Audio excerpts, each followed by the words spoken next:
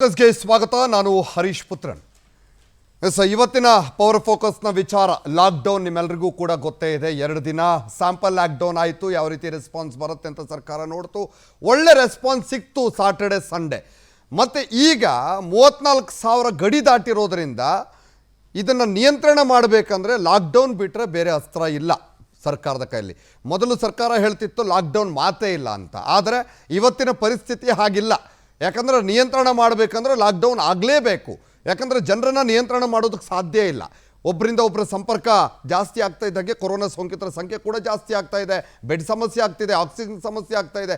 ಇದೆಲ್ಲದರ ಜೊತೆಗೆ ಮೊದಲು ಜನರ ಜೀವವನ್ನು ಉಳಿಸುವ ನಿಟ್ಟಿನಲ್ಲಿ ಸರ್ಕಾರ ಈ ಕ್ರಮವನ್ನು ತೆಗೆದುಕೊಂಡಿದೆ. ಒಳ್ಳೆ ನಿರ್ಧಾರನೇ. ಸ್ವಲ್ಪ ಮಟ್ಟಿಗೆ ಕಷ್ಟ ಆಗಬಹುದು, ಆದರೂ ಕೂಡ ಈ ಒಂದು ಕೆಲಸವನ್ನು ಸರ್ಕಾರ ಮಾಡಿದ್ದು ಬಹಳ ಉತ್ತಮ.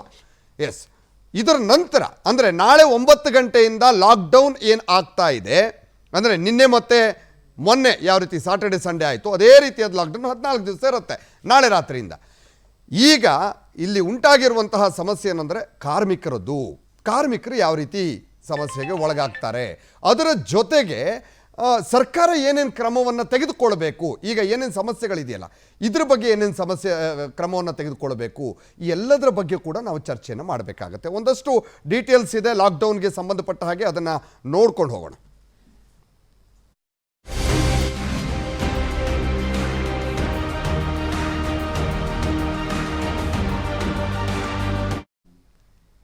ಎಸ್, ಹಾಗಾದರೆ ಲಾಕ್ಡೌನ್ನಲ್ಲಿ ಏನಿರುತ್ತೆ ಏನಿರಲ್ಲ ಅನ್ನೋದನ್ನು ಒಂದು ಸಲ ನೋಡ್ಕೊಂಡು ಬಿಡೋಣ. ಅದಾದ ನಂತರ ಚರ್ಚೆಯನ್ನು ಶುರು ಮಾಡ್ತೀನಿ.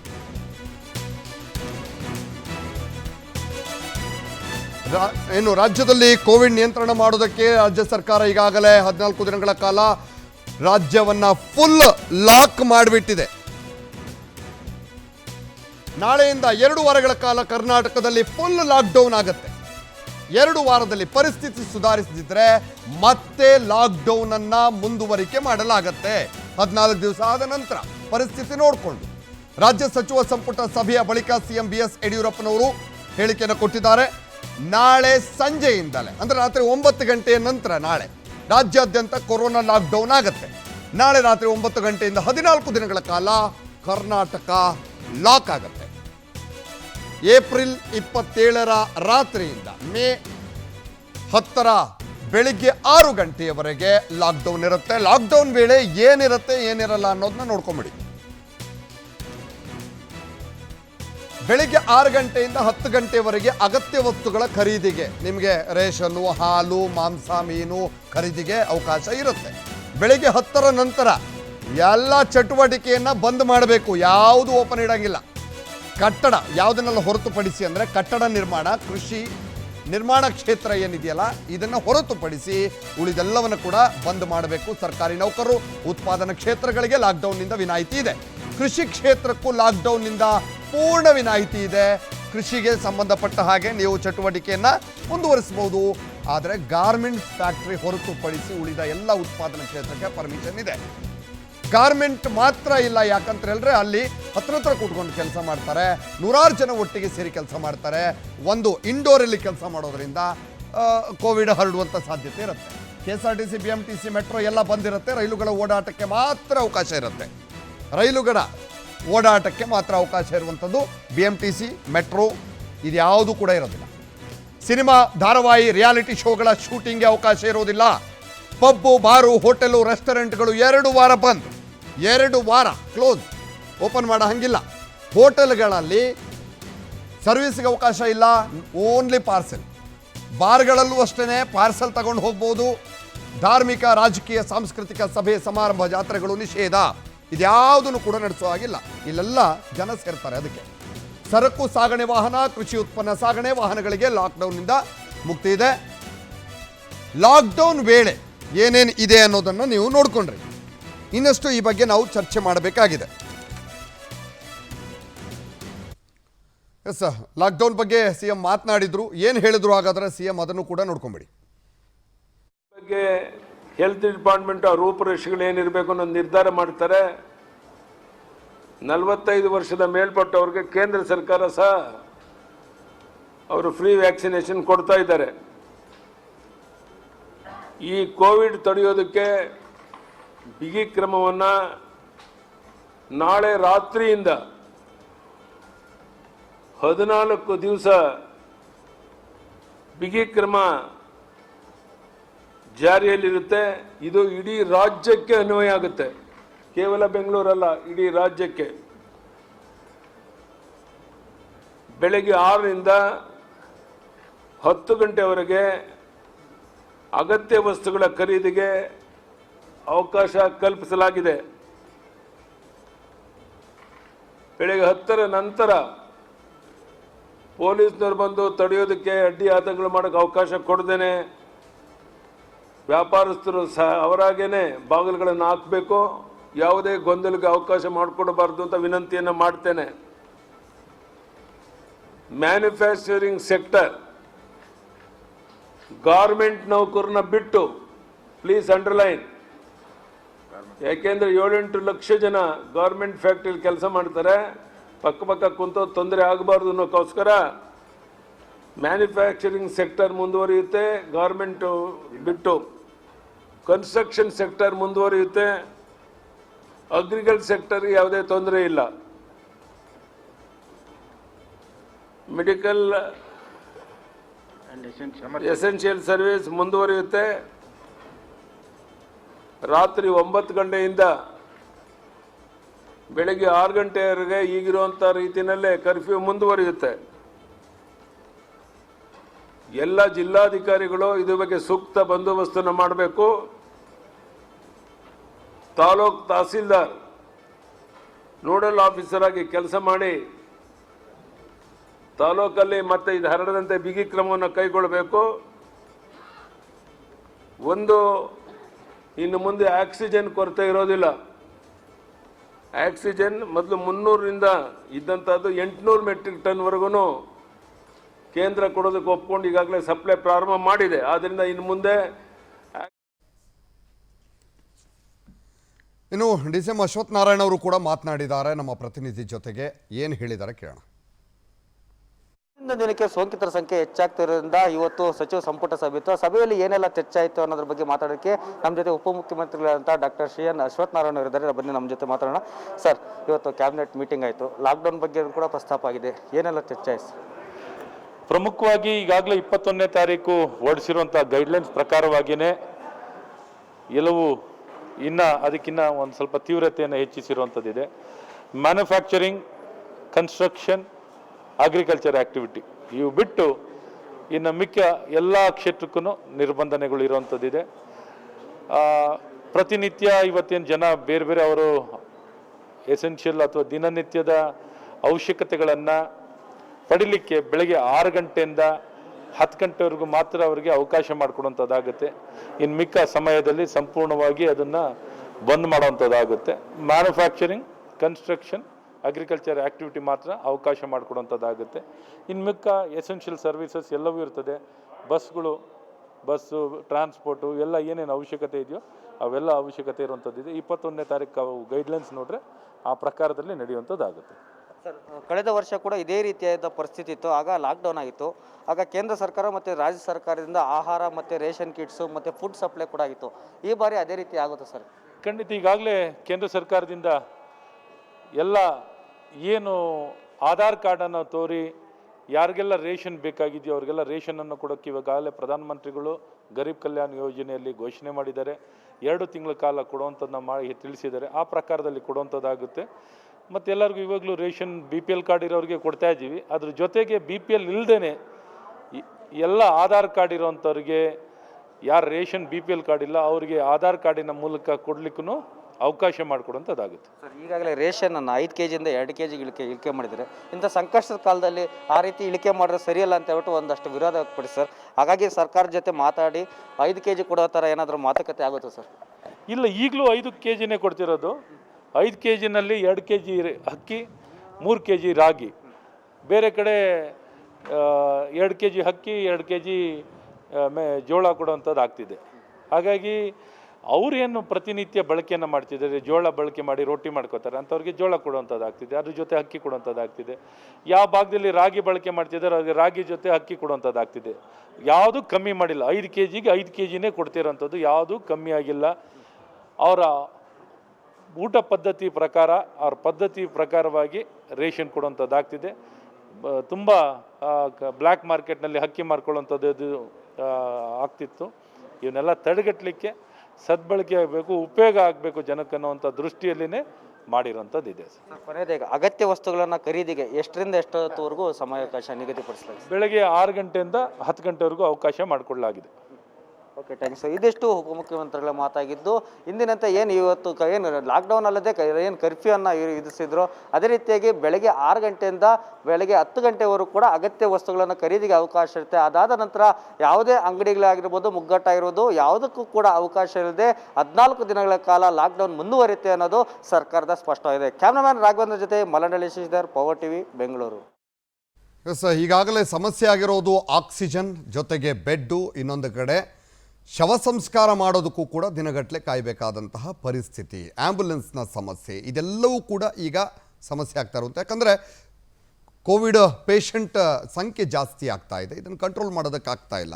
ಆ ಹಿನ್ನೆಲೆಯಲ್ಲೇ ಲಾಕ್ಡೌನನ್ನು ಕೂಡ ಜಾರಿ ಮಾಡಿರೋದು. ಕಳೆದ ಬಾರಿಯೂ ಕೂಡ ಲಾಕ್ಡೌನ್ ಅವಶ್ಯಕತೆ ಇದ್ದರೆ ಮಾಡಿ ಅಂತ ಸರ್ವಪಕ್ಷ ಸಭೆಯಲ್ಲೂ ಕೂಡ ಎಲ್ಲರೂ ಹೇಳಿರುವಂಥದ್ದು. ಕಠಿಣ ಕ್ರಮ ಏನು ತೆಗೆದುಕೊಳ್ಳೋಕ್ಕಾಗತ್ತೋ ತಗೊಳ್ಳಿ ಅಂತ ರಾಜ್ಯಪಾಲರು ಕೂಡ ಹೇಳಿದ್ದಾರೆ. ಹಾಗಾಗಿ ಈಗ ಪರಿಸ್ಥಿತಿ ಬಂದಿದೆ, ತಗೊಳ್ಳೇಬೇಕಾದಂಥ ಪರಿಸ್ಥಿತಿ ಬಂದಿದೆ. ಹಾಗಾಗಿ ಲಾಕ್ಡೌನ್ ಮಾಡುವಂಥ ಪರಿಸ್ಥಿತಿ ಉದ್ಭವ ಆಗಿದೆ. ಎಸ್, ಇದ್ರ ಬಗೆಗೆ ನಾನು ಚರ್ಚೆಯನ್ನು ಮಾಡ್ತೀನಿ. ನಮ್ಮ ಸ್ಟುಡಿಯೋದಲ್ಲಿ ಗಣ್ಯ ಅತಿಥಿಗಳಿದ್ದಾರೆ, ಒಬ್ಬೊಬ್ಬರನ್ನು ನಾನು ಸ್ವಾಗತ ಮಾಡ್ತೀನಿ. ನಮ್ಮ ಸಲಹಾ ಸಂಪಾದಕರಾದ ರವೀಂದ್ರ ರೇಷ್ಮೆ ಸರ್, ನಮ್ಮ ಕಾರ್ಯಕ್ರಮಕ್ಕೆ ಸ್ವಾಗತ ಸರ್. ಹಾಗೆ ಬೆಂಗಳೂರು ಆಲೂಗಡ್ಡೆ ಮತ್ತು ಈರುಳ್ಳಿ ವರ್ತಕರ ಸಂಘದ ಕಾರ್ಯದರ್ಶಿ ಆಗಿರುವಂತಹ ಉದಯ್ ಶಂಕರ್ ಅವರು ನಮ್ಮ ಕಾರ್ಯಕ್ರಮಕ್ಕೆ ಸ್ವಾಗತ ಸರ್. ಇನ್ನು ಕರ್ನಾಟಕ ರಾಜ್ಯ ಕಾರ್ಮಿಕರ ಪರಿಷತ್ನ ಅಧ್ಯಕ್ಷರು ಡಾಕ್ಟರ್ ರವಿ ಶೆಟ್ಟಿ ಬೈಂದೂರು ಅವರು ನಮ್ಮ ಕಾರ್ಯಕ್ರಮಕ್ಕೆ ಸ್ವಾಗತ ಸರ್. ಹಾಗೆ ನಿರ್ಮಾಪಕರ ಸಂಘದ ಅಧ್ಯಕ್ಷರು ರಾಮಕೃಷ್ಣ ಅವರು ನಮ್ಮ ಕಾರ್ಯಕ್ರಮಕ್ಕೆ ಸ್ವಾಗತ ಸರ್.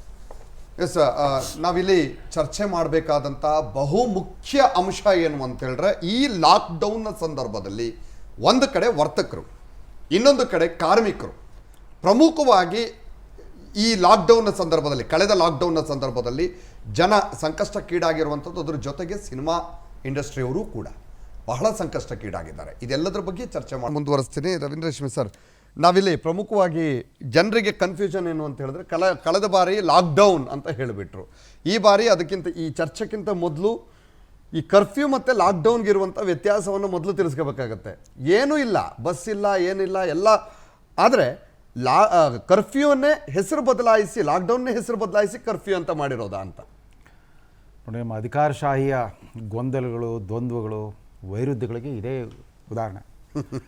ಕಳೆದ ಒಂದು ವಾರದಿಂದ, ಅಟ್ಲೀಸ್ಟು ಕಳೆದ ಒಂದು ವಾರದಿಂದ ನಮ್ಮನ್ನೆಲ್ಲ ಕಾಡ್ತಾ ಇದ್ದ ದ್ವಂದ್ವ ಬಗೆಹರಿದಿದೆ. ಜೀವ ಮುಖ್ಯವೋ, ಜೀವನೋಪಾಯ ಮುಖ್ಯವೋ, ಲೈಫ್ ಮುಖ್ಯನೋ, ಲೈವ್ಲಿಹುಡ್ ಮುಖ್ಯನೋ, ಜೀವಹಾನಿ ತಪ್ಪಿಸೋದು ಮುಖ್ಯನೋ, ಧನಹಾನಿ ತಪ್ಪಿಸೋದು ಮುಖ್ಯನೋ.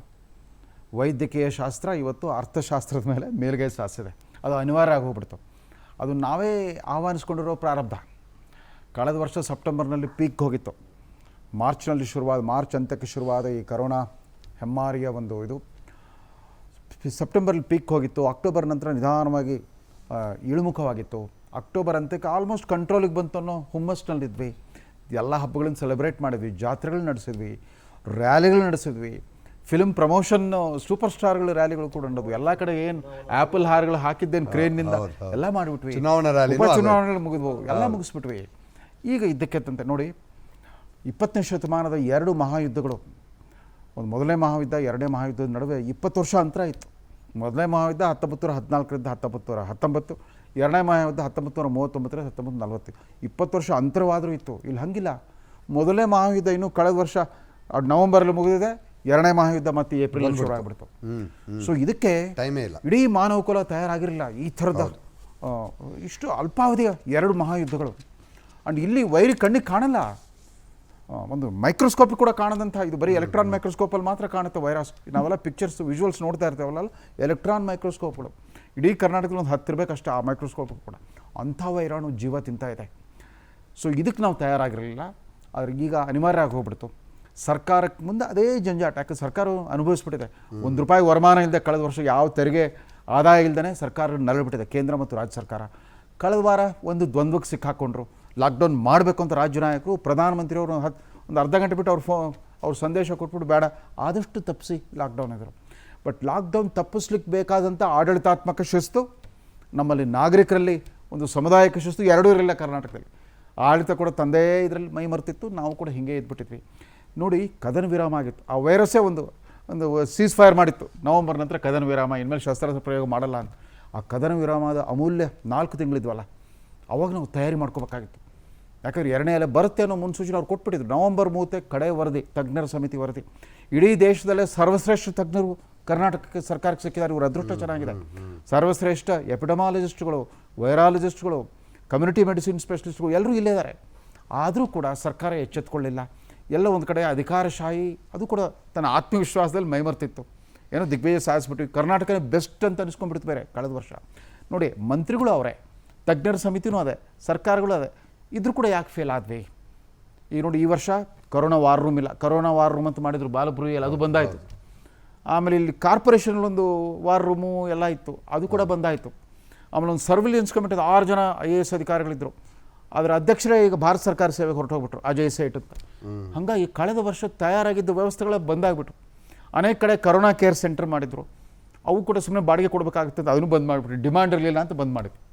ಈಗ ಎಲ್ಲದಕ್ಕೂ ಡಿಮಾಂಡ್ ಬಂತು. ಬೆಡ್ಡಿಗೆ ಡಿಮಾಂಡು, ಆಕ್ಸಿಜನ್ ಡಿಮಾಂಡು, ಔಷಧಿಗೆ, ಇಂಜೆಕ್ಷನ್ಗೆ ಡಿಮಾಂಡು, ಎಲ್ಲದೂ ಕರೋನಾ ಕೇರ್ ಸೆಂಟರ್ಗೂ ಡಿಮಾಂಡು. ಈಗ ಲಾಕ್ಡೌನ್ ಅನಿವಾರ್ಯ. ಆದರೆ ನೀವು ಪ್ರತಿನಿಧಿಸಿರೋ ಕ್ಷೇತ್ರಗಳಿದಾವಲ್ಲ ನೋಡಿ, ನಮ್ಮ ಭಾರತದಲ್ಲಿ 3 ಎಕನಾಮಿಕ್ ಗ್ರೂಪ್ಸು, ಆರ್ಥಿಕ ವಲಯಗಳನ್ನು 3. ಒಂದು ಖಚಿತ ಆದಾಯ ವರ್ಗ, ಅಶ್ಯೂರ್ಡ್ ಇನ್ಕಮ್ ಗ್ರೂಪ್. ಇದರಲ್ಲಿ ಸ್ಯಾಲರಿಡ್ ಕ್ಲಾಸು ಇರ್ತಾರೆ, ಬಿಗ್ ಬಿಸ್ನೆಸ್ಮನ್ನು, ಇಂಡಸ್ಟ್ರೀಸು, ಅವರೆಲ್ಲ ತುಂಬ ತಮ್ಮ ಆರ್ಥಿಕ ವ್ಯವಸ್ಥೆಯನ್ನು ಅಚ್ಚುಕಟ್ಟಾಗಿ ಪ್ಲ್ಯಾನ್ ಮಾಡ್ಕೊಂಡಿರ್ತಾರೆ. ಖಚಿತ ಆದಾಯ ವರ್ಗ, ಪ್ರಪಂಚ ಮುಳುಗೋದ್ರೂ ಕೂಡ ಅವ್ರ ಆದಾಯಕ್ಕೇನು ಇದಾಗಲ್ಲ. 2ನೇದು ಅನಿಶ್ಚಿತ ಆದಾಯ ವರ್ಗ. ಬರುತ್ತೆ ಆದಾಯ, ಅನಿಶ್ಚಿತ ಆದಾಯ ವರ್ಗ, ಅವರು ಏನು ಮಾಡಬೇಕು? ಆಮೇಲೆ ಹೊಯ್ದಾಟ ಆಗ್ತಾ ಇರುತ್ತೆ ಅನೇಕರಿಗೆ. ಇದರಲ್ಲಿ ವ್ಯಾಪಾರಿಗಳಿಗಂತೂ ಒಂಥರ ಗ್ಯಾಮ್ಲಿಂಗ್ ಮಾಡ್ದಂಗೆ ಅವ್ರದ್ದು. ಅದ್ರ ಜೊತೆ ಕೂಲಿ ಕಾರ್ಮಿಕರ ವರ್ಗ, ಅವರು ದಿನಗೂಲಿ ವರ್ಗ, ಅದಂತೂ ನಾಳೆ ಬೆಳಿಗ್ಗೆ ನನ್ನ ಕೆಲಸ ಸಿಗುತ್ತೋ ಇಲ್ಲೋ ಅನ್ನೋ ಅನಿಶ್ಚಿತತೆ. ಈ ಅನಿಶ್ಚಿತತೆ, ಅಭದ್ರತೆ, ಅಸ್ಥಿರತೆಯನ್ನು ಸರ್ಕಾರ ಹೇಗೆ ಮ್ಯಾನೇಜ್ ಮಾಡುತ್ತೆ ಅದು ಕೂಡ ನೋಡಬೇಕು. ರಾಹುಲ್ ಗಾಂಧಿಯವರು ಹೇಳ್ಬಿಡ್ತಾರೆ, ಒಬ್ಬೊಬ್ಬರು ಬಡವರಿಗೆ ಒಬ್ಬೊಬ್ರಿಗೆ 6,000 ಹಾಕ್ತಾ ಹೋಗಿ ತಿಂಗಳಿಗೆ ಅಂತಂದ್ಬಿಟ್ಟು. ಅವ್ರಿಗೆ ಅರ್ಥ ಆಗ್ತಾಯಿಲ್ಲ, ಅವರು ವಿರೋಧ ಪಕ್ಷದಲ್ಲಿದ್ದಾರೆ. ಈ ನರೇಂದ್ರ ಮೋದಿ ಏನಾದ್ರು ಕೈ ಹಾಕಿಬಿಟ್ರೆ ಇನ್ನು 10 ವರ್ಷ ಅವ್ರು ಸೋಲ್ಸೋಕ್ಕಾಗಲ್ಲ. ರಿಸರ್ವ್ ಬ್ಯಾಂಕ್ ಅವ್ರ ಕೈಲಿದೆ, ಮಿಂಟ್ ಅವ್ರ ಕೈಲಿದೆ. ಪ್ರತಿ ತಿಂಗಳು ಪ್ರಿಂಟ್ ಮಾಡಿ 6,000 ಹಾಕ್ತಾ ಹೋದರೆ ದೇಶ ಜನ ಅವ್ರನ್ನೇ ಆರಿಸ್ಬಿಡ್ತಾರೆ. ನಮ್ಮ ಪ್ರಜಾಪ್ರಭುತ್ವ ಅದರ ಬ್ಯಾಲೆನ್ಸೇ ತಪ್ಪೋಗ್ಬಿಡುತ್ತೆ. ಹಾಗೆ ಮಾಡಲಿಕ್ಕಾಗಲ್ಲ. ಬೇರೆ ಬೇರೆ ರೀತಿಯಲ್ಲಿ ಇವತ್ತು ಸರ್ಕಾರ ಆಶ್ರಯ ಆಗಲೇಬೇಕಾಗಿದೆ. ನಿಮಗೆಲ್ಲ ಬೆಂಬಲ ಕೊಡಬೇಕಾಗಿದೆ. ಬೇರೆ ಬೇರೆ ವರ್ಗಗಳ ದುಡಿಯುವ ವರ್ಗವನ್ನು ತಾವು ಪ್ರತಿನಿಧಿಸ್ತಾ ಇದ್ರಿ, ವ್ಯಾಪಾರಿ ವರ್ಗವನ್ನು ಪ್ರತಿನಿಧಿಸ್ತಾ ಇದ್ರಿ.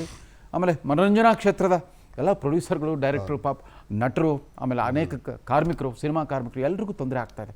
ಈ ಸವಾಲನ್ನು ಚರ್ಚೆ ಮಾಡಲಿಕ್ಕೆ ತಾವು ವೀಕ್ಷಕರ ಜೊತೆಗೆ ಹಂಚ್ಕೊಳ್ಳಿ.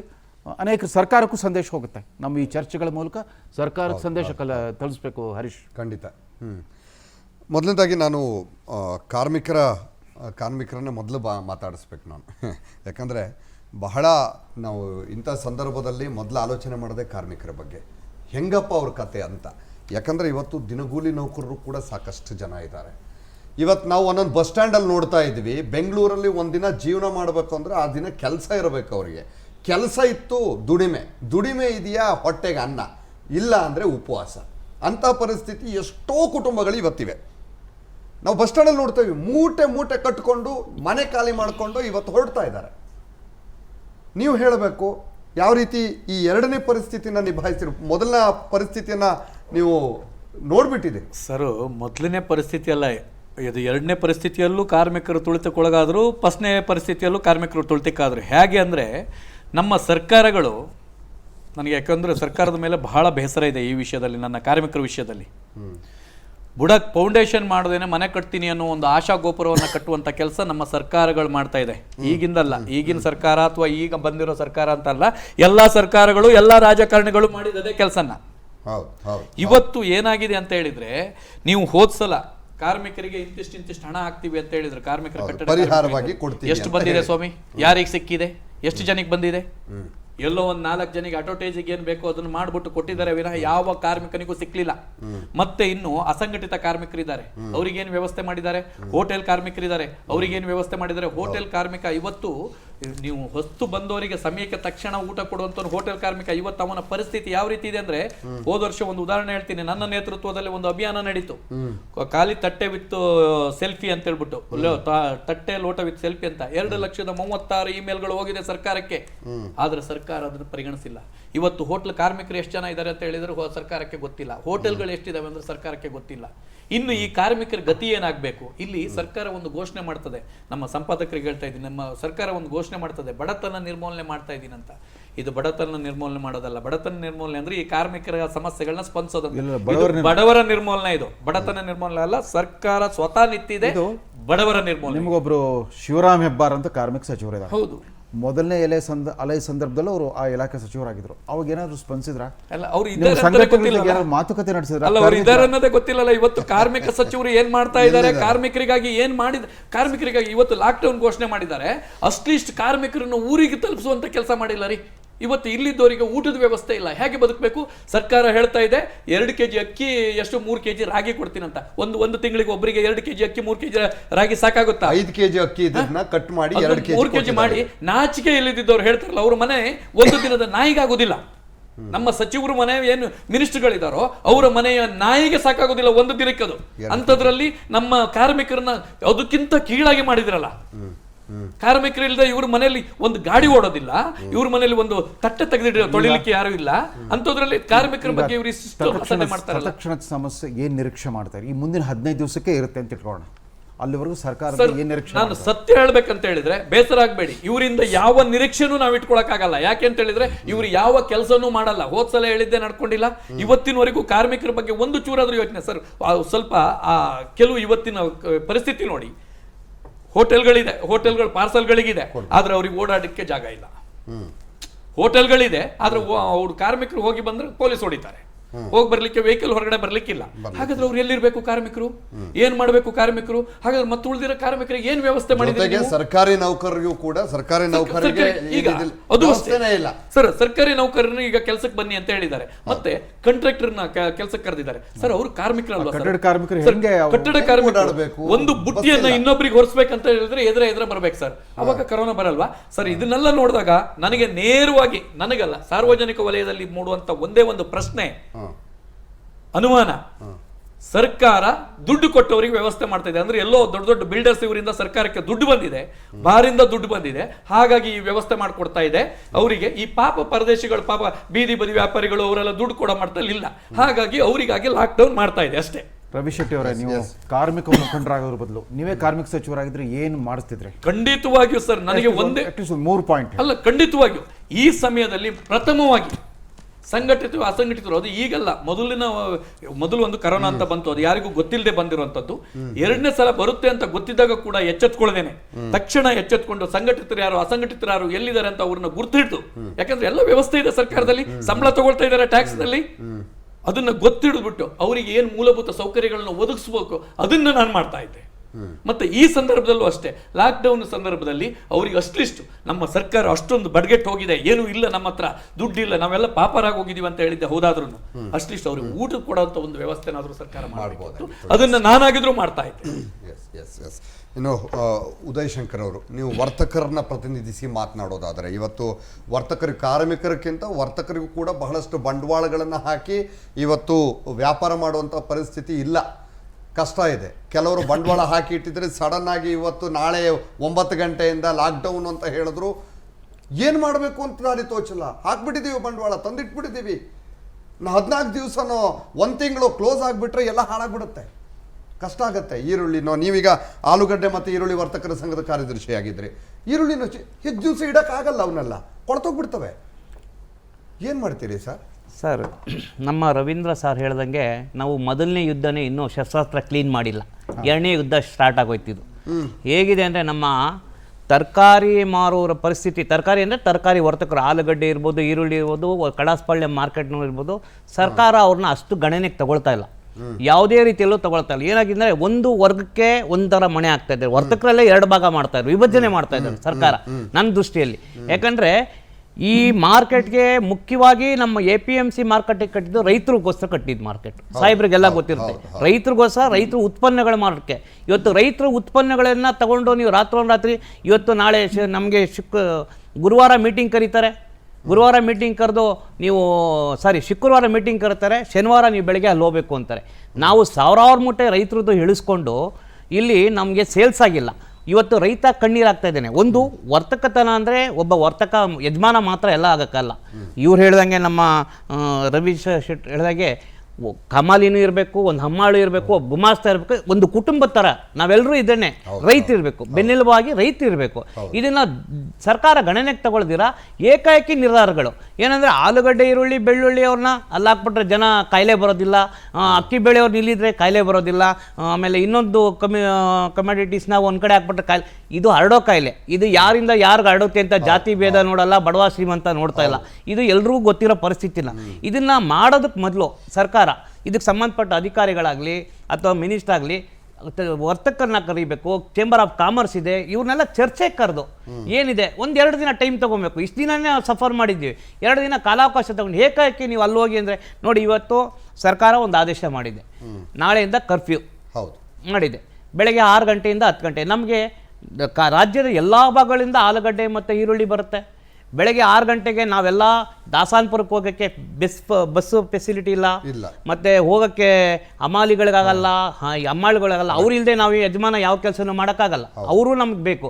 ರೈತರು ಬಂದರೆ ಅವ್ರಿಗೆ ಸಾಯಂಕಾಲ ಅವ್ರು ಲಾರಿಯಲ್ಲಿ ಬಂದರೆ ಮತ್ತು ಅವ್ರ ಊರಿಗೆ ಹೋಗೋ ಫೆಸಿಲಿಟಿ ಇಲ್ಲ. ನಾವು ಇದೇ ನೋವನ್ನ ಅನುಭವಿಸಿದ್ದೀವಿ. ನಮಗೆ ಅಲ್ಲಿ ಎಷ್ಟು ಯಾರೂ ನಮಗೆ ಸೆಕ್ಯೂರಿಟಿ ಕೊಡಲಿಲ್ಲ. ನಾವು ಯಾರನ್ನೂ ಬ್ಲೇಮ್ ಮಾಡ್ತಿಲ್ಲ. ನಾವು ಇವತ್ತು ನಮ್ಮ ಕರಿಗೌಡ್ರನ್ನ ಹೋಗಿ ಮನೆ ಮೀಟ್ ಮಾಡಿದ್ವಿ. ದಯವಿಟ್ಟು ಹಿಂದೆ ಏನಿತ್ತು 3 ದಿನ, ಈಗ ತಮ್ಮ ಗಮನಕ್ಕೆ ಒಂದು ತರ್ತೀನಿ, ಲಾಸ್ಟ್ ಇಯರ್ಗೂ ಈ ಇಯರ್ಗೂ ಕಂಪೇರ್ ಮಾಡಿಕೊಂಡ್ರೆ ಆಲೂಗಡ್ಡೆ, ಈರುಳ್ಳಿ ಅರೈವಲ್ಸು ಭಾಳ ಕಮ್ಮಿ ಆಗಿದೆ. 25% ಆಗಿದೆ, 30% ಆಗಿದೆ. ಲಾಸ್ಟ್ ಟೈಮು 1 ಲಕ್ಷ ಮೂಟೆ, 1.5 ಲಕ್ಷ ಮೂಟೆ ಬರ್ತಿತ್ತು. ಆವಾಗೂ ಯಾವುದೇ ತೊಂದರೆ ಆಗಿಲ್ಲ. ನಾವು ಮೇಂಟೈನ್ ಮಾಡಿದ್ವಿ, ನಮ್ಮ ಸಂಘದಿಂದ ಮೇಂಟೈನ್ ಮಾಡಿದ್ವಿ, ಎಲ್ಲ ಮಾಡಿದ್ವಿ. ನಾವು ಅವ್ರನ್ನ ರಿಕ್ವೆಸ್ಟ್ ಮಾಡ್ಕೊಂಡಿದ್ವಿ. ಈ ಮುಖಾಂತರನೂ ಅವ್ರನ್ನ ರಿಕ್ವೆಸ್ಟ್ ಮಾಡ್ಕೊಳ್ತೀವಿ. ಈಗ ಏನಿದೆ, ನಮಗೆ 3 ದಿನ APMC ಯಾರ್ಡಲ್ಲೇ ಮಾಡೋಕ್ಕೆ ಕಾಲಾವಕಾಶ ಕೊಡಲಿ. ನಾವೆಲ್ಲ ಏನೇನು ಅದಕ್ಕೆ ಫೆಸಿಲಿಟಿ ಬೇಕೋ ತೊಗೊಂಡು ರೈತಗೆ ಅನುಕೂಲ ಆಗುತ್ತೆ. ಯಾಕಂದರೆ ಇವತ್ತು ಬೆಳಗ್ಗೆ 6 ಗಂಟೆಯಿಂದ 10 ಗಂಟೆವರೆಗೂ ಅಲ್ಲೋಗಿ ಮಾಡಬೇಕು ಅಂದರೆ ಮತ್ತೆ ಅಷ್ಟರೊಳಗೆ ಲೋಡ್ಗಳಾಗಬೇಕು, ಲಕ್ಷಾಂತರ ಮೂಟೆ, ಸಾವಿರಾರು ಮೂಟೆ ಲೋಡ್ಗಳಾಗಬೇಕು, ಹಮಾಲಿಗಳು ಬರಲ್ಲ, ರೈತರಿಗೆ ತೊಂದರೆ ಆಗುತ್ತೆ. ಇದನ್ನೆಲ್ಲ ಗಮನದಲ್ಲಿ ಇಟ್ಕೊಂಡು ನಮ್ಗೆ ಏನು ಒಂದು ಒಳ್ಳೆಯ ಪರಿಸ್ಥಿತಿ, ಒಂದು ವಾತಾವರಣ ಅವರು ಮಾಡ್ಕೊಡ್ಬೇಕು. ಸ್ವಲ್ಪ ಸಮಯ ಬೇಕು ಅಂತ ಹೇಳ್ತಿದ್ದೀರಿ.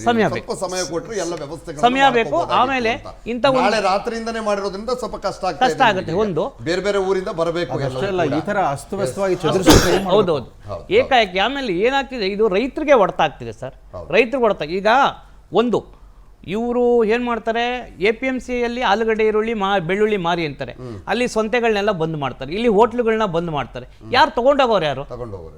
ಕರೆಕ್ಟ್. ಈಗ ಸರ್, ಒಂದು ನಿರ್ಮಾಪಕ ಸಂಘದ ಅಧ್ಯಕ್ಷರನ್ನ ಮಾತಾಡಿಸ್ಕೊಂಡ್ಬಿಡ್ತೀನಿ, ರಾಮಕೃಷ್ಣ ಅವ್ರನ್ನ. ಕಳೆದ ಬಾರಿಯೂ ಕೂಡ ಬಹಳ ದೊಡ್ಡ ಸಂಕಷ್ಟ ಪಟ್ಟಿರುವಂಥದ್ದು ಸಿನಿಮಾ ರಂಗ.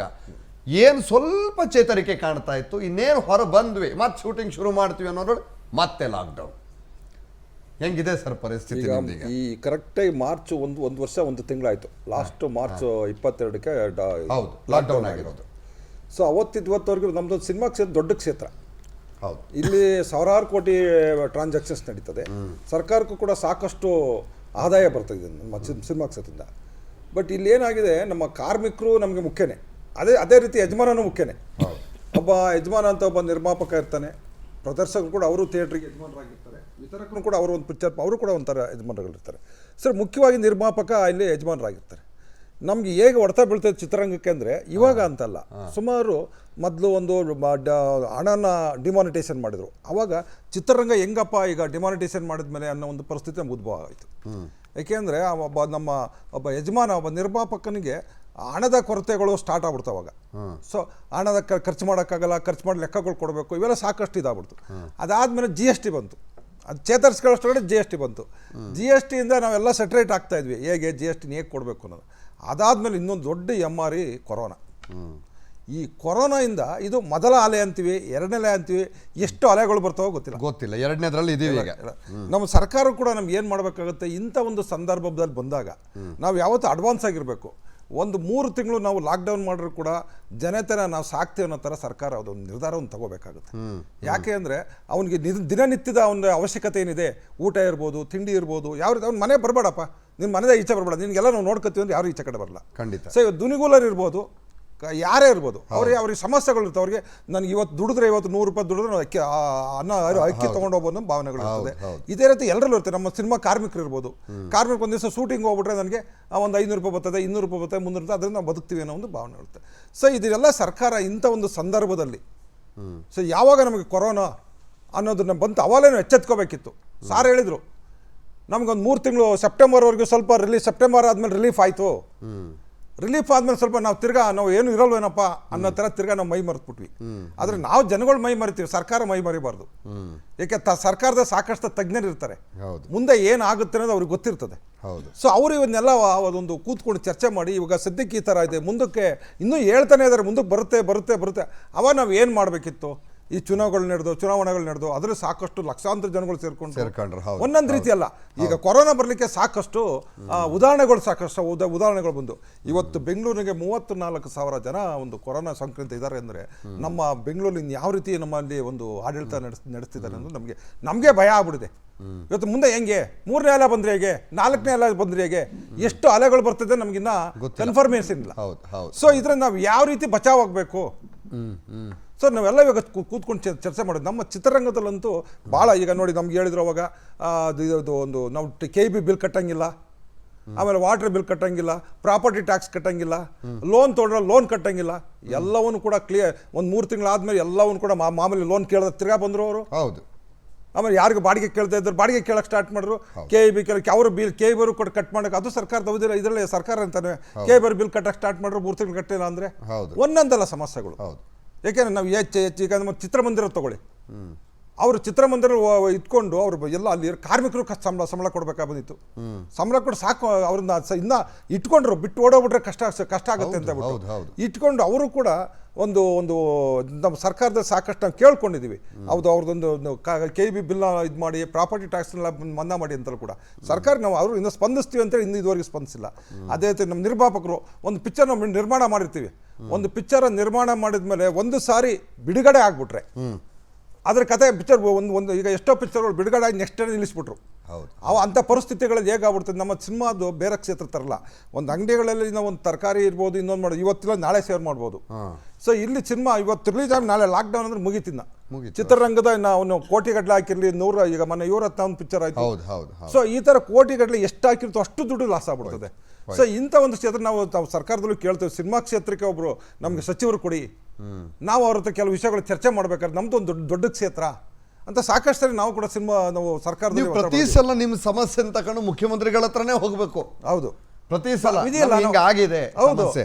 ಆಮೇಲೆ ಇನ್ನೊಂದು, ನೀವು ಸಿನಿಮಾ ಮಾಡ್ತೀರಿ, ಪ್ರತಿ ಪ್ರೊಡ್ಯೂಸರ್ಸು ಕೂಡ ಎಲ್ಲರೂ ದುಡ್ಡು ಇಟ್ಕೊಂಡೇ ಮಾಡಲ್ಲ, ಎಲ್ಲರೂ ಕೂಡ ಬೇರೆ ಕಡೆಯಿಂದ ಸಾಲ ತಂದು ಬಡ್ಡಿಗೆ ತಂದೆ ಮಾಡಿರ್ತಾರೆ, ಕೋಟ್ಯಂತರ ರೂಪಾಯಿ ಹಾಕಿರ್ತಾರೆ. ಎಲ್ಲರೂ ಕೂಡ 100 ಕೋಟಿ ಮನೆಯಲ್ಲೇ ಇಟ್ಕೊಂಡಿರಲ್ಲ. ಈ ಸಂದರ್ಭದಲ್ಲಿ ನೋಡಿ, 14 ದಿವಸನೋ 1 ತಿಂಗಳು, ಈಗ ಇದಕ್ಕೆ ಕಮ್ಮಿ ಆಗಿಲ್ಲ ಅಂದ್ರೆ ಮತ್ತೆ ಮುಂದೆ ಹೋಗುತ್ತೆ, ಬಡ್ಡಿ ಕಟ್ಟಲೇಬೇಕು. ಬಡ್ಡಿ ಕಟ್ಟೋರಿಗೆ 14 ದಿವಸ ಲಾಕ್ಡೌನ್ ಆಯ್ತು ಅಂದ್ರೆ ಬಡ್ಡಿ ಬಿಡಲ್ಲ. ಈಗ ಕೋಟ್ಯಂತರ ರೂಪಾಯಿ ಬಡ್ಡಿ ಎಷ್ಟಾಯ್ತು? ನಮ್ದು ಸುಮಾರು ಒಂದು 500ರಿಂದ 600 ಚಿತ್ರಗಳು ಕೆಲವು ನಿರ್ಮಾಣ ಹಂತದಲ್ಲಿದ್ದಾವೆ, ಕೆಲವು ಬಿಡುಗಡೆ ಹಂತದಲ್ಲಿದ್ದಾವೆ. ಎಷ್ಟು ನಮಗೆ ಒಂದು ಇಯರ್ಲಿ 1,000 ಕೋಟಿ ತನಕ ನಮ್ಮ ಎಲ್ಡಪ್ ಆಗಿದೆ ನಮ್ಮಲ್ಲಿ, ನಮ್ಮ ಚಿತ್ರರಂಗದಲ್ಲಿ. ನಮ್ಮ ನಿರ್ಮಾಪಕರುಗಳು ಇರ್ಬೋದು, ಕೆಲವರು ಡಿಸ್ಟ್ರಿಬ್ಯೂಟರ್ಗಳು ಈ ಬೇರೆ ಬೇರೆ ನಾನಾ ರೀತಿಯ ಒಂದು ನಮ್ಮಲ್ಲಿ ಇನ್ವೆಸ್ಟ್ಮೆಂಟ್ ಇರ್ತದೆ. ಸೊ ಅದ್ರಲ್ಲಿ ಸುಮಾರು 1,000 ಕೋಟಿ ತನಕ 700, 800, 900, 1000 ಕೋಟಿ ತನಕ ನಮ್ಮಲ್ಲಿ ಎಲ್ಡಪ್ ಆಗಿ ಕೂತ್ಬಿಟ್ಟಿದೆ. ನಮ್ಮ ಪರಿಸ್ಥಿತಿಗಳು ಏನಾಗಬೇಕು? ಒಬ್ಬ ನಿರ್ಮಾಪಕ ಹೇಳಿದ್ರೆ ಇವತ್ತು ಬಡ್ಡಿ ತಂದಿರ್ತಾನೆ, ಕೆಲವರು ಕೇವಲ ಬ್ಯಾಂಕ್ ಅಲ್ಲಾದ್ರೆ 1% ಬಡ್ಡಿ ಸಿಗುತ್ತೆ ಸರ್, ಪ್ರೈವೇಟ್ ತಗೊಂಡ್ರೆ 2%, 3%, 5%, 10% ಕೊಟ್ಟು ತಗೊಳ್ಳೋಂಥವ್ರು ಇದ್ದಾರೆ. ಇಂಥ ಪರಿಸ್ಥಿತಿಗಳು ಏನಾಗಬೇಕು? ಕೇವಲ ನಾವು ಮೇಲ್ನೋಟಕ್ಕೆ ಸಿನಿಮಾ ರಂಗಕ್ಕೆ ಕೆಲಸ ಇಲ್ಲ, ಶೂಟಿಂಗ್ ಇಲ್ಲ, ಅಲ್ಲಿರುವಂತಹ ಕಾರ್ಮಿಕರಿಗೆ ಸಂಬಳ ಸಿಗಲ್ಲ ಅನ್ನೋದಷ್ಟೇ ಆಲೋಚನೆ ಮಾಡ್ತೀವಿ. ಅದನ್ನ ಮೀರಿ ನಿರ್ಮಾಪಕ ಯಜಮಾನ ಏನಿದಾನಲ್ಲ, ಆತನ ಕಷ್ಟ ಯಾರೂ ಕೂಡ ಅರ್ಥ ಮಾಡ್ಕೊಳ್ಳ ಸರ್. ಎಲ್ಲ ಅನ್ಕೊಂಡಿದ್ದಾರೆ ನಿರ್ಮಾಪಕ ಅಂದ್ರೆ ದುಡ್ಡಿದೆ, ಅವನಿಗೇನಪ್ಪ ದುಡ್ಡಿದೆ ಅನ್ನೋ ರೀತಿಯಲ್ಲಿ ಇದ್ದಾರೆ. ಆದ್ರೆ ಅವನ ಕಷ್ಟ ಯಾರು ಅರ್ಥ ಮಾಡ್ತಾರೆ. ನಮ್ಮಲ್ಲಿ ಇನ್ನೇನಾಗಿದೆ ಇವಾಗ ಏನು ಅಂದ್ರೆ, ಯಾವುದೇ ಒಂದು ಯಜಮಾನಿಗೆ ಬೆಲೆ ಇಲ್ಲ, ಕಾರ್ಮಿಕರೇ. ನಾವೊಂದು ವಸತಿನ ನಮಗೆ ನಿರ್ಮಾಪಕರಿಗೆ ಕೊಡಿ ಅಂತ ಹೇಳಿದಾಗ ನೀವು ಕಾರ್ಮಿಕರ ಜೊತೆ ಬನ್ನಿ ಅಂತ ಪರಿಸ್ಥಿತಿಗಳು ಬಂದ್ಬಿಟ್ಟು. ಸೊ ನಮ್ಮ ನಿರ್ಮಾಪಕರಿಗೆ ಯಾಕೆ? ಈಗ ನಾವು ಮನಸ್ಸೇ ಅಲ್ವಾ, ನಾವು ಕಷ್ಟದಿದ್ವಿ. ಈಗ ಒಬ್ಬ ಕಾರ್ಮಿಕರಿಗೆ ಎಲ್ಲ ಥರನೂ ಇದೆ, ಪಾಪ ಅವ್ರಿಗೆ ಕೊಡಬೇಕಿಲ್ಲ ಅಂತ ನಾವು ಅವ್ರ ಬಗ್ಗೆ ನಾವು ಇದಳಲ್ಲ. ಅದೇ ರೀತಿ ಒಬ್ಬ ಯಜಮಾನ ಉಳಿಸ್ಕೋಬೇಕಾ ಬಂದಿರ್ತದಲ್ಲ ನಾವು, ಯಾವುದೇ ಕ್ಷೇತ್ರ ಇರ್ಬೋದು, ಯಜಮಾನ ಅನ್ನೋದನ್ನ ಕಾರ್ಮಿಕರ ಜೊತೆ ಬನ್ನಿ ಅಂತ ಹೇಳ್ತಾರೆ ಬಿಟ್ರೆ ಕಾರ್ಮಿಕರನ್ನು ಯಾವತ್ತೂ ನೋಡಿಲ್ಲ. ಅವ್ರ ಜೊತೆ ಬನ್ನಿ ಅಂತ ದಿಕ್ಕು ತಪ್ಪಿಸುವಂತ ಕೆಲಸ ಮಾಡ್ತಾ ಇದ್ದಾರೆ. ಒಂದು ಲ್ಯಾಂಡ್ ಕೊಡಿ, ಒಂದು ವಸತಿ ಗೃಹ ಮಾಡ್ಕೊತೀವಿ, ನಾವೆಲ್ಲರೂ ಸೇರ್ಕೊಂಡು ಬನ್ನಿ, ನಾವೆಲ್ಲ ಹೋಗಿ ಸೇರ್ಕೊಂಡು ಮಾಡಕ್ ರೆಡಿದ್ವಿ, ನಾವೆಲ್ಲರೂ ಬರ್ತೀವಿ. ಕಾರ್ಮಿಕರು ನಾವು ಬಿಟ್ಟಿರಲ್ಲ, ನಾವು ಅವರು ಒಂದು ನಮ್ಮ ಕುಟುಂಬ ಇದ್ದಂಗೆ ನಾವೆಲ್ಲರೂ ಸೇರ್ಸ್ಕೊಂಡು ಬರ್ತೀವಿ, ಇಲ್ಲ ಅಂತಲ್ಲ. ಬಟ್ ಸರ್ಕಾರ ಯಾವುದೇ ಒಂದು ಇಷ್ಟಕ್ಕೆ ಬಂದವರು ಕೂಡ ಒಂದು ವರ್ಷ ಅಡ್ವಾನ್ಸ್ ಆಗಿರ್ಬೇಕು. ಸರ್ ಇವ್ರ ಬಗ್ಗೆ ಅಸಮಾಧಾನ ಇದೆ, ಅದು ಹೇಳ್ತೀನಿ ಸರ್. ಚಲನಚಿತ್ರ ಏನು ಕೆಳಗಡೆ ಪೋಷಕ ನಟರು ಇದ್ದಾರೋ ಮತ್ತು ಅಲ್ಲಿ ಲೈಟ್ಸ್ ಬಾಯ್ಗಳಿದಾರೋ ಅವರ ಕಾರ್ಮಿಕರು, ಏನ್ ಚಲನಚಿತ್ರ ಕಾರ್ಮಿಕರಿಗೆ ಸಮಸ್ಯೆ ಬಂದಾಗ ಹೋದ್ಸಲ ಇದು ಬಂದಾಗ ಅವರೆಲ್ಲರೂ ಬೀದಿಗಿಳಿದ್ರು. ಮೌರ್ಯ ಸರ್ಕಲ್ ನಲ್ಲಿ ಬಹಳ ಪ್ರತಿಭಟನೆ ಎಲ್ಲ ಮಾಡಿದ್ರು. ಅವತ್ತು ಯಾರು ಅವ್ರ ಬಗ್ಗೆ ಧ್ವನಿ ಎತ್ತಿಲ್ಲ. ಅದೊಂದು ಬೇಸರ ಬೇಸರ ಇದೆ. ಧ್ವನಿ ಎತ್ತಿಲ್ಲ. ಈಗ ನಾವು ಅವ್ರಿಗೆ ಅಕ್ಕಿಗಳು ಕೊಡ್ಸಿದೀವಿ, ಎಲ್ಲರೂ ಇದು ಸಾಕಷ್ಟು ನಮ್ಮ ಚಿತ್ರದಿಂದ ಏನೇನ್ ಮಾಡ್ಬೇಕು, ಎಷ್ಟೆಷ್ಟು ಹಿಂಸೆ ಮುಖ್ಯವಾಗಿ ಸಾರಾ ಗೋವಿಂದ್ ಅವರು ನಿಂತ್ಕೊಂಡು ಕಾರ್ಮಿಕರಿಗೆ ಏನೇನ್ ಮಾಡ್ಬೇಕು ಅದೆಲ್ಲ ಮಾಡಿಸಿದ್ದಾರೆ. ಅವರಿಂದ ಏನ್ ಪ್ಯಾಕೇಜ್ ಕಿಟ್ ಕೊಡಿಸ್ಬೇಕು, ಅಕ್ಕಿ 1,000 ಮೂಟೆ ಅಕ್ಕಿ ಕೊಡ್ತೀವಿ ಸರ್. BC ಪಾಟೀಲ್ ಸರ್ ಆಮೇಲೆ ಇವರು ಗೋಪಾಲ ಸರ್ಕಾರಕ್ಕೆ ಒತ್ತಡ ಹಾಕುವಾಗ ಇವ್ರು ಕೂಡ ಕೈ ಜೋಡಿಸಬಹುದಿತ್ತಲ್ಲ. ಯಾಕಂತ ಹೇಳಿದ್ರೆ ಇವ್ರು ಎರಡನ್ನೂ ಜೋಡಿಸಿದ್ರೆ ಮಾತ್ರ ಓನರು ಏನು ಈ ಮಾಲೀಕ ಮತ್ತು ಕಾರ್ಮಿಕರ ಒಂದೇ ನಾಣ್ಯದ ನಿಮ್ಮ ಸಮಸ್ಯೆ ಬಂದಾಗ ಜೊತೆಗೆ ಬಂದು ಕೂತ್ಕೋತಾರೆ. ಆದ್ರೆ ನೀವು ಇದು ಮಾಡಿಲ್ಲ. ಇವರೆಲ್ಲರೂ ಕೂಡ ಒಟ್ಟಿಗೆ ಹೋದ್ರೆ ಜೀವನ ಕಾರ್ಮಿಕರಿಗೆ ನಮ್ಮ ಒಡಕುಂಟಾಗುತ್ತೋ ಸರ್ಕಾರ ಅದರ ಲಾಭ ಕೊಡುತ್ತೆ. ಇಲ್ಲ, ಸರ್ಕಾರದಲ್ಲೇ ಮಾತಾಡಿ 3,000 ಕಿಟ್ ಕೊಡ್ತಾರೆ. ಮೊದಲನೇ ಅಲೆ ಬಂದಾಗ ಜನಗಳಲ್ಲಿ ಅಷ್ಟು ಜಾಗೃತಿ ಇರಲಿಲ್ಲ ಇದ್ರ ಬಗ್ಗೆ. ಏನಂದ್ರೆ ಶುರುವಿನಲ್ಲಿ ಇಷ್ಟೊಂದು ಜಾಗೃತಿ ಇರಲಿಲ್ಲ, ಇತ್ತೀಚೆಗೆ ಹೆಚ್ಚಿಟ್ಕೊಂಡು. ಬಟ್ ಆವಾಗ ಪ್ರತಿಯೊಂದು ಇದರಲ್ಲೂ ಕಾರ್ಮಿಕರಿಗೆ ಸಹಾಯ ಮಾಡಿದ್ದಾರೆ ಅವ್ರವ್ರ ಮಟ್ಟಿಗೆ. ಈಗ ನಮ್ಮ ಯಶವಂತಪುರದಲ್ಲಿರ್ಬೋದು, ಕಳಾಸಪಾಳ್ಯದಲ್ಲಿರ್ಬೋದು, ಯಾರೂ ಅವರು ಹಮಾಲಿಗಳನ್ನ ಬಿಟ್ಕೊಳ್ಳೋ ಪರಿಸ್ಥಿತಿಯಲ್ಲಿ ಇರಲಿಲ್ಲ. ಯಾಕಂದ್ರೆ ಇದು ಎಷ್ಟು ದಿನ ಅಂತ ಅವತ್ತು ಯಾರಿಗೂ ಇಷ್ಟು ಐಡಿಯಾ ಇರಲಿಲ್ಲ. 15 ದಿನ, 1 ತಿಂಗಳು ಎಲ್ಲರೂ ಸಹಾಯ ಮಾಡಿದ್ದಾರೆ. ಈಗಲೂ ಕಾರ್ಮಿಕರನ್ನ ಏನ್ ಮಾಡಿದ್ದಾರೆ ಗೊತ್ತಾ ಸರ್? ಎಲ್ಲದರಲ್ಲೂ ಕಾರ್ಮಿಕರನ್ನ ಕಡಿಮೆ ಮಾಡಿದ್ದಾರೆ. ಸರ್ಕಾರಿ ವಲಯದಿಂದ ಹಿಡಿದು ಪ್ರತಿಯೊಂದು ಕಡೆ ಏನು ಇದಾಗಿ ತಗೊಳ್ತಾರೋ, ಗುತ್ತಿಗೆ ಆಧಾರದ ಮೇಲೆ ತಗೋತಾರೋ ಅವ್ರನ್ನೂ ಕೂಡ ಕೆಲಸದಿಂದ ಇದು ಮಾಡಿದ್ದಾರೆ. ಅವರೆಲ್ಲ ಏನ್ ಮಾಡ್ಬೇಕು ಸರ್? ಅವ್ರ ಇವತ್ತಿನ ಪರಿಸ್ಥಿತಿ ಯಾವ ರೀತಿ ಇದೆ? ಒಂದು ಹೊತ್ತಿನ ಊಟಕ್ಕೆ ಕೂಡ ಇಲ್ಲದೆ ಒದ್ದಾಡ್ತಾ ಇದ್ದಾರೆ. ಹೋಟೆಲ್ ಕಾರ್ಮಿಕರು ಅಂತ ಹೇಳ್ತಿದ್ದಾರೆ ಸರ್. ಇವತ್ತು ಪಾರ್ಸಲ್ಗೆ 4 ಜನ ಇಟ್ಕೊಂಡು ಮತ್ತೆ ಉಳಿದವ್ರನ್ನು ಅಷ್ಟು ಕಳಿಸ್ತಾರೆ. ಒಬ್ಬ ಹೋಟೆಲ್ಗೆ ಬರಬೇಕು, ಒಬ್ಬ ಕಾರ್ಮಿಕ ಹೋಟೆಲ್ಗೆ ಬರ್ಬೇಕಂದ್ರೆ ಅವನ ಪರಿಸ್ಥಿತಿ ಯಾವ ರೀತಿ ಇರುತ್ತೆ ಅಂತ ಹೇಳಿದ್ರೆ ಸರ್, 1 ವರ್ಷದಿಂದ ಸರ್ ಅನುದಾನ ರಹಿತ ಶಿಕ್ಷಣ ಸಂಸ್ಥೆಗಳ ಶಿಕ್ಷಕರು ಕೂಡ ಕಾರ್ಮಿಕರೇ. ಹೌದು ಸರ್, ಅದೆಲ್ಲ ಇರಲಿ ಸರ್. ಆಧಾರ್ ಕಾರ್ಡ್ ಇದೆಯಲ್ಲ, ಆಧಾರ್ ಕಾರ್ಡ್ಗೆ ಏನು ಆಧಾರ್ ಕಾರ್ಡ್ ಇವಾಗ ಎಲ್ಲದಕ್ಕೂ ಆಧಾರ್ ಕಾರ್ಡ್ ಅಂತ ಹೇಳ್ತಾರೆ. ಆಧಾರ್ ಕಾರ್ಡ್ನವರಿಗೆ 1 ವರ್ಷದಿಂದ ಸಂಬಳ ಆಗಿಲ್ಲ ಸರ್. ಟೆಂಡರ್ದಾರಿಗೆ ಇದೇ ಕರ್ನಾಟಕದಲ್ಲಿ 1 ವರ್ಷದಿಂದ ಸಂಬಳ ಆಗಿಲ್ಲ. ಅವ್ರು ಏನ್ ಮಾಡ್ಬೇಕು ಸರ್ ಆ ಕಾರ್ಮಿಕರು? ಇವತ್ತು ನನ್ನ ಕ್ಷೇತ್ರ ಉಡುಪಿ ಜಿಲ್ಲೆ ಆಗಿರ್ಬೋದು ಅಥವಾ ಬೇರೆ ಎಲ್ಲೇ ಆಗಿರ್ಬೋದು, ಕರ್ನಾಟಕದಾದ್ಯಂತ ಆಧಾರ್ ಕಾರ್ಡ್ ಇವರಿಗೆ ಸಂಬಳ ಆಗಿಲ್ಲ. ಅವ್ರು ಏನ್ ಮಾಡ್ಬೇಕು? ಇದು ಬೇಲಿಯೇ ಎದ್ದು ಹೊಲಮೆಂದಾಗೆ, ಕಾಯಬೇಕಾದ ಬೇಲಿ ಎದ್ದು ಹೋದ ಹೊಲಮೆಂದಾಗೆ. ಸರ್ಕಾರ ಬೇರೆ ಎಲ್ಲರಿಗೆ ಹೇಳ್ತದೆ, ಪ್ರೈವೇಟ್ ವಲಯಕ್ಕೆ ಹೇಳ್ತದೆ, ಸೆಕ್ಟರ್ಗೆ ಹೇಳ್ತದೆ, ನೀನು ಇಷ್ಟು ಸಂಬಳ ಕೊಡು, ನೀನು ಅದು ಕೊಡು, ಇದು ಕೊಡು ಅಂತ ಹೇಳುತ್ತೆ. ಆದ್ರೆ ಸರ್ಕಾರ ಮಾಡ್ತಾ ಇರುವಂತದ್ದು ಎಂತ ಕೆಲಸ? ಇಲ್ಲಿ ಸರ್ಕಾರಕ್ಕೆ ನಿಜವಾದ ಒಂದು ಬದ್ಧತೆನೇ ಇಲ್ಲ. ಇಲ್ಲಿ ಸರ್ಕಾರ ಏನಾಗಿದೆ ಅಂತ ಹೇಳಿದ್ರೆ ಪುಸ್ತಕದಲ್ಲಿ ಓದಿ ಬದನೆಕಾಯಿಯನ್ನು ನೋಡುವಂತ ಅಧಿಕಾರಿಗಳು ಅವ್ರ ಜೊತೆಗೆ. ಯಾಕೆಂದ್ರೆ ಅದಕ್ಕೊಂದು ಉದಾಹರಣೆ ಹೇಳ್ತೀನಿ. ಮೊನ್ನೆ ನಮ್ಮ IAS ಅಧಿಕಾರಿ ಒಬ್ರು, ಇದ್ರದ್ದು ಪ್ರಮೋಟೆಡ್ IAS ಅಧಿಕಾರಿ, ಉಡುಪಿ ಜಿಲ್ಲಾಧಿಕಾರಿ ಅವರು ಒಂದು ಶಾಲಾ ಮಕ್ಕಳನ್ನ ಬ್ರಹ್ಮಾವರದಿಂದ ಹಿಂದೆ ಅವ್ರನ್ನ ಕೆಳಗಡೆ ಇಳಿಸ್ತಾರೆ. ಶಾಲೆ ಇದ್ದವ್ರನ್ನ ನಿಂತವರೆಲ್ಲ ಇಳಿರಿ ಅಂತ ಏಕವಚನದಲ್ಲಿ ಮಾತಾಡಿ ಇಳಿರಿ ಅಂತ ಹೇಳ್ತಾರೆ. ತಪ್ಪಲ್ಲ ಅವ್ರು ಹೇಳಿದ್ದು. ಆದ್ರೆ ಅದನ್ನ ಬಸ್ ಸ್ಟ್ಯಾಂಡ್ ಅಲ್ಲಿ ಹತ್ಲಿಕ್ಕೆ ಬಿಡಬಾರ್ದಿತ್ತು. ಅವರು ಇಲ್ಲಿ ಬಂದು ಬಸ್ಸಿನ ಮಧ್ಯದಲ್ಲಿ ನಿಲ್ಸಿ ಅಂತಲ್ಲ, ಅವತ್ತೇ ಎಕ್ಸಾಮ್ ಇಟ್ಟಿದ್ದಾರೆ. ಯಾಕೆ ಎಕ್ಸಾಮ್ ಇಡಬೇಕಿತ್ತು? ಪರೀಕ್ಷೆನ ಯಾಕೆ ಇಡಬೇಕಿತ್ತು? ಪರೀಕ್ಷೆ ಇಟ್ಟಿದ್ದೆ ಹೋದ್ರೆ ಇನ್ನೊಂದು ಬಸ್ಸಿನ ವ್ಯವಸ್ಥೆ ಮಾಡಿರ್ಬೇಕಿತ್ತಲ್ಲ, ಯಾಕೆ ಮಾಡಿಲ್ಲ? ಮತ್ತೆ ಕೂತ್ಕೊಂಡವ್ರನ್ನ ಹಾಗೆ ಬಿಟ್ಟಿದ್ದಾರೆ, ನಿಂತವ್ರನ್ನ ಮಾತ್ರ ಇಡೀರಿ ಅಂತ ಹೇಳಿದ್ದಾರೆ. ಯಾಕೆಂದ್ರೆ ನೀವು ಮೀಡಿಯಾದವ್ರು ಇದ್ರಲ್ವಾ. ಸೊ ಅದಕ್ಕಾಗಿ ಹಾಗಾದ್ರೆ ಕೂತ್ಕೊಂಡವ್ರಿಗೆ ಡಬಲ್ ಒಟ್ಟಿಗೆ ಕೂತ್ಕೊಂಡವ್ರಿಗೆ ಕರೋನಾ ಬರಲ್ಲ ಅಂತ ಏನಾದ್ರು ಹೇಳಿದ್ಯಾ? ಸರಿ, ಹಾಗೆ ಎಲೆಕ್ಷನ್ ನಡೀತಲ್ಲ, ಅಲ್ಲಿ ಎಲೆಕ್ಷನ್ ಅಲ್ಲಿ 1000 ಜನ ಸೇರಿದ್ರಲ್ಲ, ಅಲ್ಲಿ ಇರ್ಲಿಲ್ವ? ಅಲ್ಲಿ ಕೆಪಾಸಿಟಿ ಇದ್ದ ಅಧಿಕಾರಿ ಇರ್ಲಿಲ್ವ? ಅಲ್ಲಿ ಹೋಗಿ ಹಿಡಿದು ಅವ್ರ ಮೇಲೆ ಯಾಕೆ ಕೇಸ್ ಮಾಡಿಲ್ಲ? ಚುನಾವಣಾ ಆಯೋಗದ ಮೇಲೆ ಯಾಕೆ ಕ್ರಮ ತಗೊಂಡಿಲ್ಲ? ಮಾಸ್ಕ್ ಹಾಕಿಲ್ಲ, ಅಲ್ಲೋ ಕೇಸ್ ಹಾಕಲ್ಲ. ಚುನಾವಣಾ ಆಯೋಗ ಇದರಲ್ಲಿ ಶಾಮೀಲಾಗಿದೆಯಲ್ಲ. ಇವತ್ತಿನವರೆಗೆ ಚುನಾವಣಾ ಆಯೋಗ ಯಾವುದೇ ಒಂದು ಕೆಟ್ಟ ಮಾತಿಗೆ ಗುರಿಯಾಗಿದ್ದಿಲ್ಲ. ಆದ್ರೆ ಇವತ್ತು ಚುನಾವಣಾ ಆಯೋಗದ ಮೇಲೆ ಯಾಕೆ ಕೇಸ್ ಮಾಡಬಾರ್ದು ಸರ್? ಈ ಚುನಾವಣೆನೇ ಅಗತ್ಯ ಇರಲಿಲ್ಲ. ಚುನಾವಣಾ ಆಯೋಗ ಇದು ಬೇಕಂತ ಅಗತ್ಯ ಚುನಾವಣಾ ಆಯೋಗ ಅದನ್ನ ಹೇಳ್ಬಿಡ್ತೀನಿ ನಾನು ಸರ್. ಇಲ್ಲಿ ಅಲ್ಲ, ಚುನಾವಣಾ ಆಯೋಗ ಕೊಲೆ ಕೇಸ್ ಬುಕ್ ಮಾಡ್ಬೇಕು ಈ ಅಧಿಕಾರಿಗಳು. ಮತ್ತೆ ಚುನಾವಣಾ ಆಯೋಗ ಪ್ರಚಾರ ರ್ಯಾಲಿಗಳನ್ನ ಕಂಡಕ್ಟ್ ಮಾಡಲ್ಲ. ಪ್ರಚಾರ ರ್ಯಾಲಿಗಳು ಮಾಡೋದು ನಮ್ಮ ಜನನಾಯಕರು, ಜನನಾಯಕರು. ರಾಜಕೀಯ ಅದನ್ನ ಪಕ್ಷಗಳು, hold ಮಾಡ್ಬೇಕಾಗಿತ್ತು ಅಧಿಕಾರದ- ಅವ್ರೇ ಇದಲ್ವಾ ಅಲ್ಲ, ಸರ್? ಇವರೇ ಸನ್ಯಾಸ ಮಾಡ್ಬೇಕಲ್ಲ ಸರ್ ಅವ್ರು ರಾಜಕೀಯ ಇವ್ರು ಮಾಡ್ತಾ ಇದ್ದಾರೆ. ಒಂದು ನಿಮಿಷ. ರಾಜಕೀಯ ಒಂದು ಮುಖಂಡರು- ಅವಕಾಶ ಇತ್ತು. ಪಶ್ಚಿಮ ಇಲ್ಲ ಬಂಗಾಳದಲ್ಲಿ ಇವತ್ತಿನ ಪರಿ- ಅಲ್ಲ, ಅಲ್ಲ, ಇವತ್ತು ಸರ್, ಕಾರ್ಮಿಕ ಒಂದು ಒಬ್ಬ ನಿಮಿಷ. ತಪ್ಪು ಮಾಡಿದ್ರೆ ಅವ್ರ ಮೇಲೆ ಕೇಸ್ ಮಾಡ್ತಾರಲ್ಲ. ಯಾವುದೇ ಸರ್, ಸಮಾರಂಭಗಳನ್ನ ಒಂದು- ಮಾಡಲ್ಲ. ಸರ್, ಒಬ್ಬ ಕಾರ್ಮಿಕ ತಪ್ಪು ಹೇಳಿ. ಮಾಡಿದ್ರೆ ಅವನ್ನ ಬಸ್ಸಿಂದ ಇಳಿಸೋದು ಮಾಡ್ತಾರೆ. ಸರ್, ಇವತ್ತು- ಇವತ್ತು ಇದು ಮಾಡ್ತಾರಲ್ಲ ಕಾರ್ಮಿಕ. ಸರ್, ಇವತ್ತು ಅಲ್ಲ, ಅಲ್ಲ. ಎಲ್ಲ ಕಡೆ ಕೇಸ್ ಹಾಕ್ತಾರಲ್ಲ ಅಲ್ಲಿ ಹಾಗಾದ್ರೆ ಅಲ್ಲಿ ಕೇಸ್ ಇರ್ಲಿಲ್ವಾ ಸರ್? ಸರ್, ಸರ್ಕಾರ ಏನ್ ಮಾಡ್ತಾ ಇದೆ? ಸಾಮಾನ್ಯ- ಇದು ದೊಡ್ಡವರಿಗೆ ಮಾತ್ರನಾ? ಕಾರ್ಮಿಕರ ಪರವಾಗಿ ಇಲ್ವಾ? ನಾನು ಉಮೇಶ್ ಅವರಿಗೆ ಬರ್ತೀನಿ, ಉದಯ್ ಅವರಿಗೆ ಬರ್ತೀನಿ. ಉದಯ್ ಅವರೇ, ಈಗ ನಾವು ಚರ್ಚೆ ಮಾಡಬೇಕಾದದ್ದು ಸಮಸ್ಯೆಗಳು ಸಾಕಷ್ಟಿದೆ. ಸರ್ಕಾರ ಏನು ಮಾಡಬೇಕು? ಹಾಗಾದರೆ ಏನು ಮಾಡಬೇಕಾಗಿತ್ತು? ಕಳೆದ ಬಾರಿಯೂ ಕೂಡ ನಾವು ಸಂಕಷ್ಟ ನೋಡಿದ್ವಿ. ನಮ್ಗೆ ಆವಾಗ ಅನುಭವ ಇರಲಿಲ್ಲ. ಹೊಸ ರೋಗ ಕೊರೋನಾ ನೋಡೇ ಇಲ್ಲ, ಗೊತ್ತೇ ಇಲ್ಲ, ಹಿಂಗಾಗ್ಬಿಡ್ತು ಅಂತ. ಎಷ್ಟು ದಿವಸ ಲಾಕ್ಡೌನ್ ಆಗತ್ತಂತಲೂ ಗೊತ್ತಿರಲಿಲ್ಲ. ಇವರು ಮೊದಲು ಮಾತಾಡಿದಾಗ ಮುಖ್ಯವಾಗಿ ನೀವು ಪಾಯಿಂಟ್ ಔಟ್ ಮಾಡಿರೋದು, ಇವತ್ತಿನಿಂದ ಕೃಷ್ಣರಾಜ್ ಮಾರ್ಕೆಟ್ ಅಲ್ಲಿ ಯಾರು ವ್ಯಾಪಾರ ಮಾಡೋಂಗಿಲ್ಲ, ಯಶವಂತಪುರ ಮಾರ್ಕೆಟ್ ಅಲ್ಲಿ ಯಾರು ಇದೀದಲ್ಲ, ಈ ಸ್ಥಳಾಂತರ ಮಾಡೋದಿದೆಯಲ್ಲ, ಹೌದು, ಇದು ಬಹಳ ಮುಖ್ಯವಾದ ನಿಮ್ಮ ದೂರು ಅಲ್ವಾ? ಅದರಿಂದ ತುಂಬಾ ತೊಂದರೆ ಆಗ್ತಾ ಇದೆ. ಈಗ ಎಲ್ಲಿಗೆ ಹಾಕಿರೋದು ಸರ್? ಇದು ಹಿಂದೆ ನಾವು ದಾಸನಪುರಕ್ಕೆ ಇದೇ ತರ ಹೋದ್ವಿ. ಹೋದಾಗ ನಮಗೆ ಯಾವುದೇ ಫೆಸಿಲಿಟಿ ಇರಲಿಲ್ಲ. ಅಲ್ಲಿ ರೈತರಿಗಾಗಲಿ ನಮಗಾಗಲಿ ಯಾವುದಿರಲಿಲ್ಲ. ಆದರೂ ನಾವು ಸಾರ್ವಜನಿಕರ ಹಿತಾಸಕ್ತಿ ಮತ್ತು ಸರ್ಕಾರದ ಆದೇಶಕ್ಕೆ ಗೌರವ ಕೊಟ್ಟು ನಾವು ಏನು ಬೇಕೋ ಅದನ್ನು ಅನುಕೂಲ ಮಾಡಿಕೊಟ್ವಿ. ಒಂದು, ನಾವು ಇವತ್ತು ಪ್ರಾಮಾಣಿಕವಾಗಿ ಹೇಳಬೇಕಂದ್ರೆ ಕೋಟ್ಯಾಂತರ ರೂಪಾಯಿ ವರ್ತಕರು ಕಳ್ಕೊಂಡಿದ್ದಾರೆ ಸರ್. ಹೋದ ವರ್ಷ ನಾವು ದಾಸನಪುರದಲ್ಲಿ ಮಾಡಿದ್ಮೇಲೆ ಕೋಟ್ಯಾಂತರ ರೂಪಾಯಿ ಕಳ್ಕೊಂಡಿರೋ ವರ್ತಕರಿದೆ. ಕಾರಣ ಏನಂದರೆ ಅಲ್ಲಿ ಬರ್ತಾ ಇದ್ದ ಗಿರಾಕಿಗಳೇ ಬೇರೆ, ನಾವು ಕೊಡಲೇಬೇಕಾದ ಪರಿಸ್ಥಿತಿ ಇತ್ತು. ಯಾಕಂದರೆ ಕಟ್ಟಿದ್ದ ಅಂಗಡಿ 200, ಅಲ್ಲಿ ಹೋಗಿದ್ದು ನಾವು 300-400 ಜನ. ಅಲ್ಲಿ ಯಾವ ಅಂಗಡಿಗಳಿಲ್ಲ. ನಾವು ಫುಟ್ಪಾತ್ಗಳು ಇಲ್ಲಿ ನಾವು 50-60 ವರ್ಷದಿಂದ ವ್ಯಾಪಾರ ಮಾಡ್ತಿರೋ ಅಂಗಡಿಗಳವರು, ನಾವು ಅಂಗಡಿ ಕೇಳಿದಾಗ ಅಂಗಡಿಗಳು ನಮಗೆ ಕೊಡಲಿಲ್ಲ.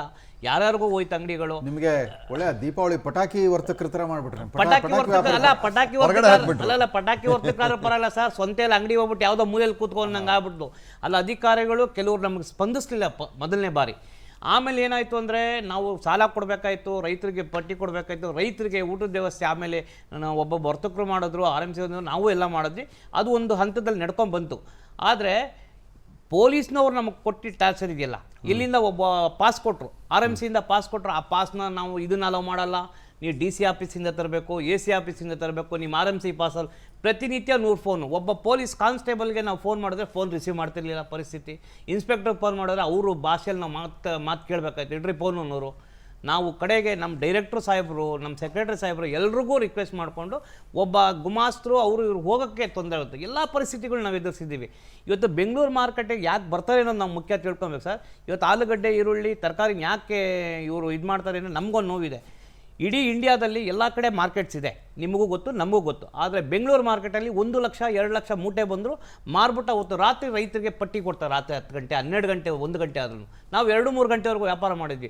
ಇದುವರೆಗೂ ಯಾವ ಕಂಪ್ಲೇಂಟ್ಸ್ ಇಲ್ಲ ಮಾರ್ಕೆಟಲ್ಲಿ, ಯಾವ ತೊಂದರೆಗಳಾಗಿಲ್ಲ ಸರ್. ಇದ್ರ ಮಧ್ಯೆ ಈಗ ನಾಳೆಯಿಂದ ಲಾಕ್ಡೌನ್ ಆಗ್ತಿದೆ, ದಾಸನಪುರಕ್ಕೆ ಹೋಗಬೇಕು. ಈಗ ಏನು ಆಲೂಗಡ್ಡೆ, ಈರುಳ್ಳಿ ಎಲ್ಲ ಖರೀದಿ ಮಾಡಬೇಕಾದ್ರೆ ಇಲ್ಲಿ ವರ್ತಕರು ಕೂಡ ಅಂಗಡಿ, ನಮ್ಮ ಮನೆ ಹತ್ರ ಯಾವುದೊಂದು ಅಂಗಡಿ ಇದೆ, ಅವರು ಕೂಡ ಅಲ್ಲಿ ಹೋಗಿ ತಗೊಂಬರ್ಬೇಕು.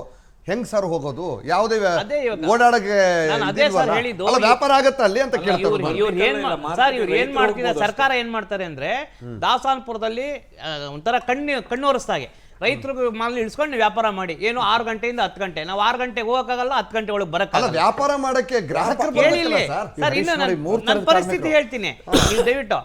ಇವರು ಆ ಮಾರ್ಕೆಟಲ್ಲಿ ವ್ಯಾಪಾರ ಮಾಡಿ ದಾಸನಪುರದಲ್ಲಿ ಕೃಷ್ಣರಾಜಪುರ ಮಾರ್ಕೆಟ್ ಕ್ಲೋಸ್ ಮಾಡಿಸ್ತಾರೆ, ಆನೇಕಲ್ ಮಾರ್ಕೆಟ್ ಕ್ಲೋಸ್ ಮಾಡಿಸ್ತಾರೆ, ಹೋಟ್ಲು ಕ್ಲೋಸ್ ಮಾಡಿಸ್ತಾರೆ, ಎಲ್ಲಾ ಮಾರ್ಕೆಟ್ ಕ್ಲೋಸ್ ಮಾಡಿದ್ಮೇಲೆ ಗಿರಾಕಿ ನಾನು ಯಾರು ಕೊಡ್ಲಿ? ನಾನು ಯಾರು ಕೊಡ್ಲಿ? ಇದನ್ನ ಸರ್ಕಾರ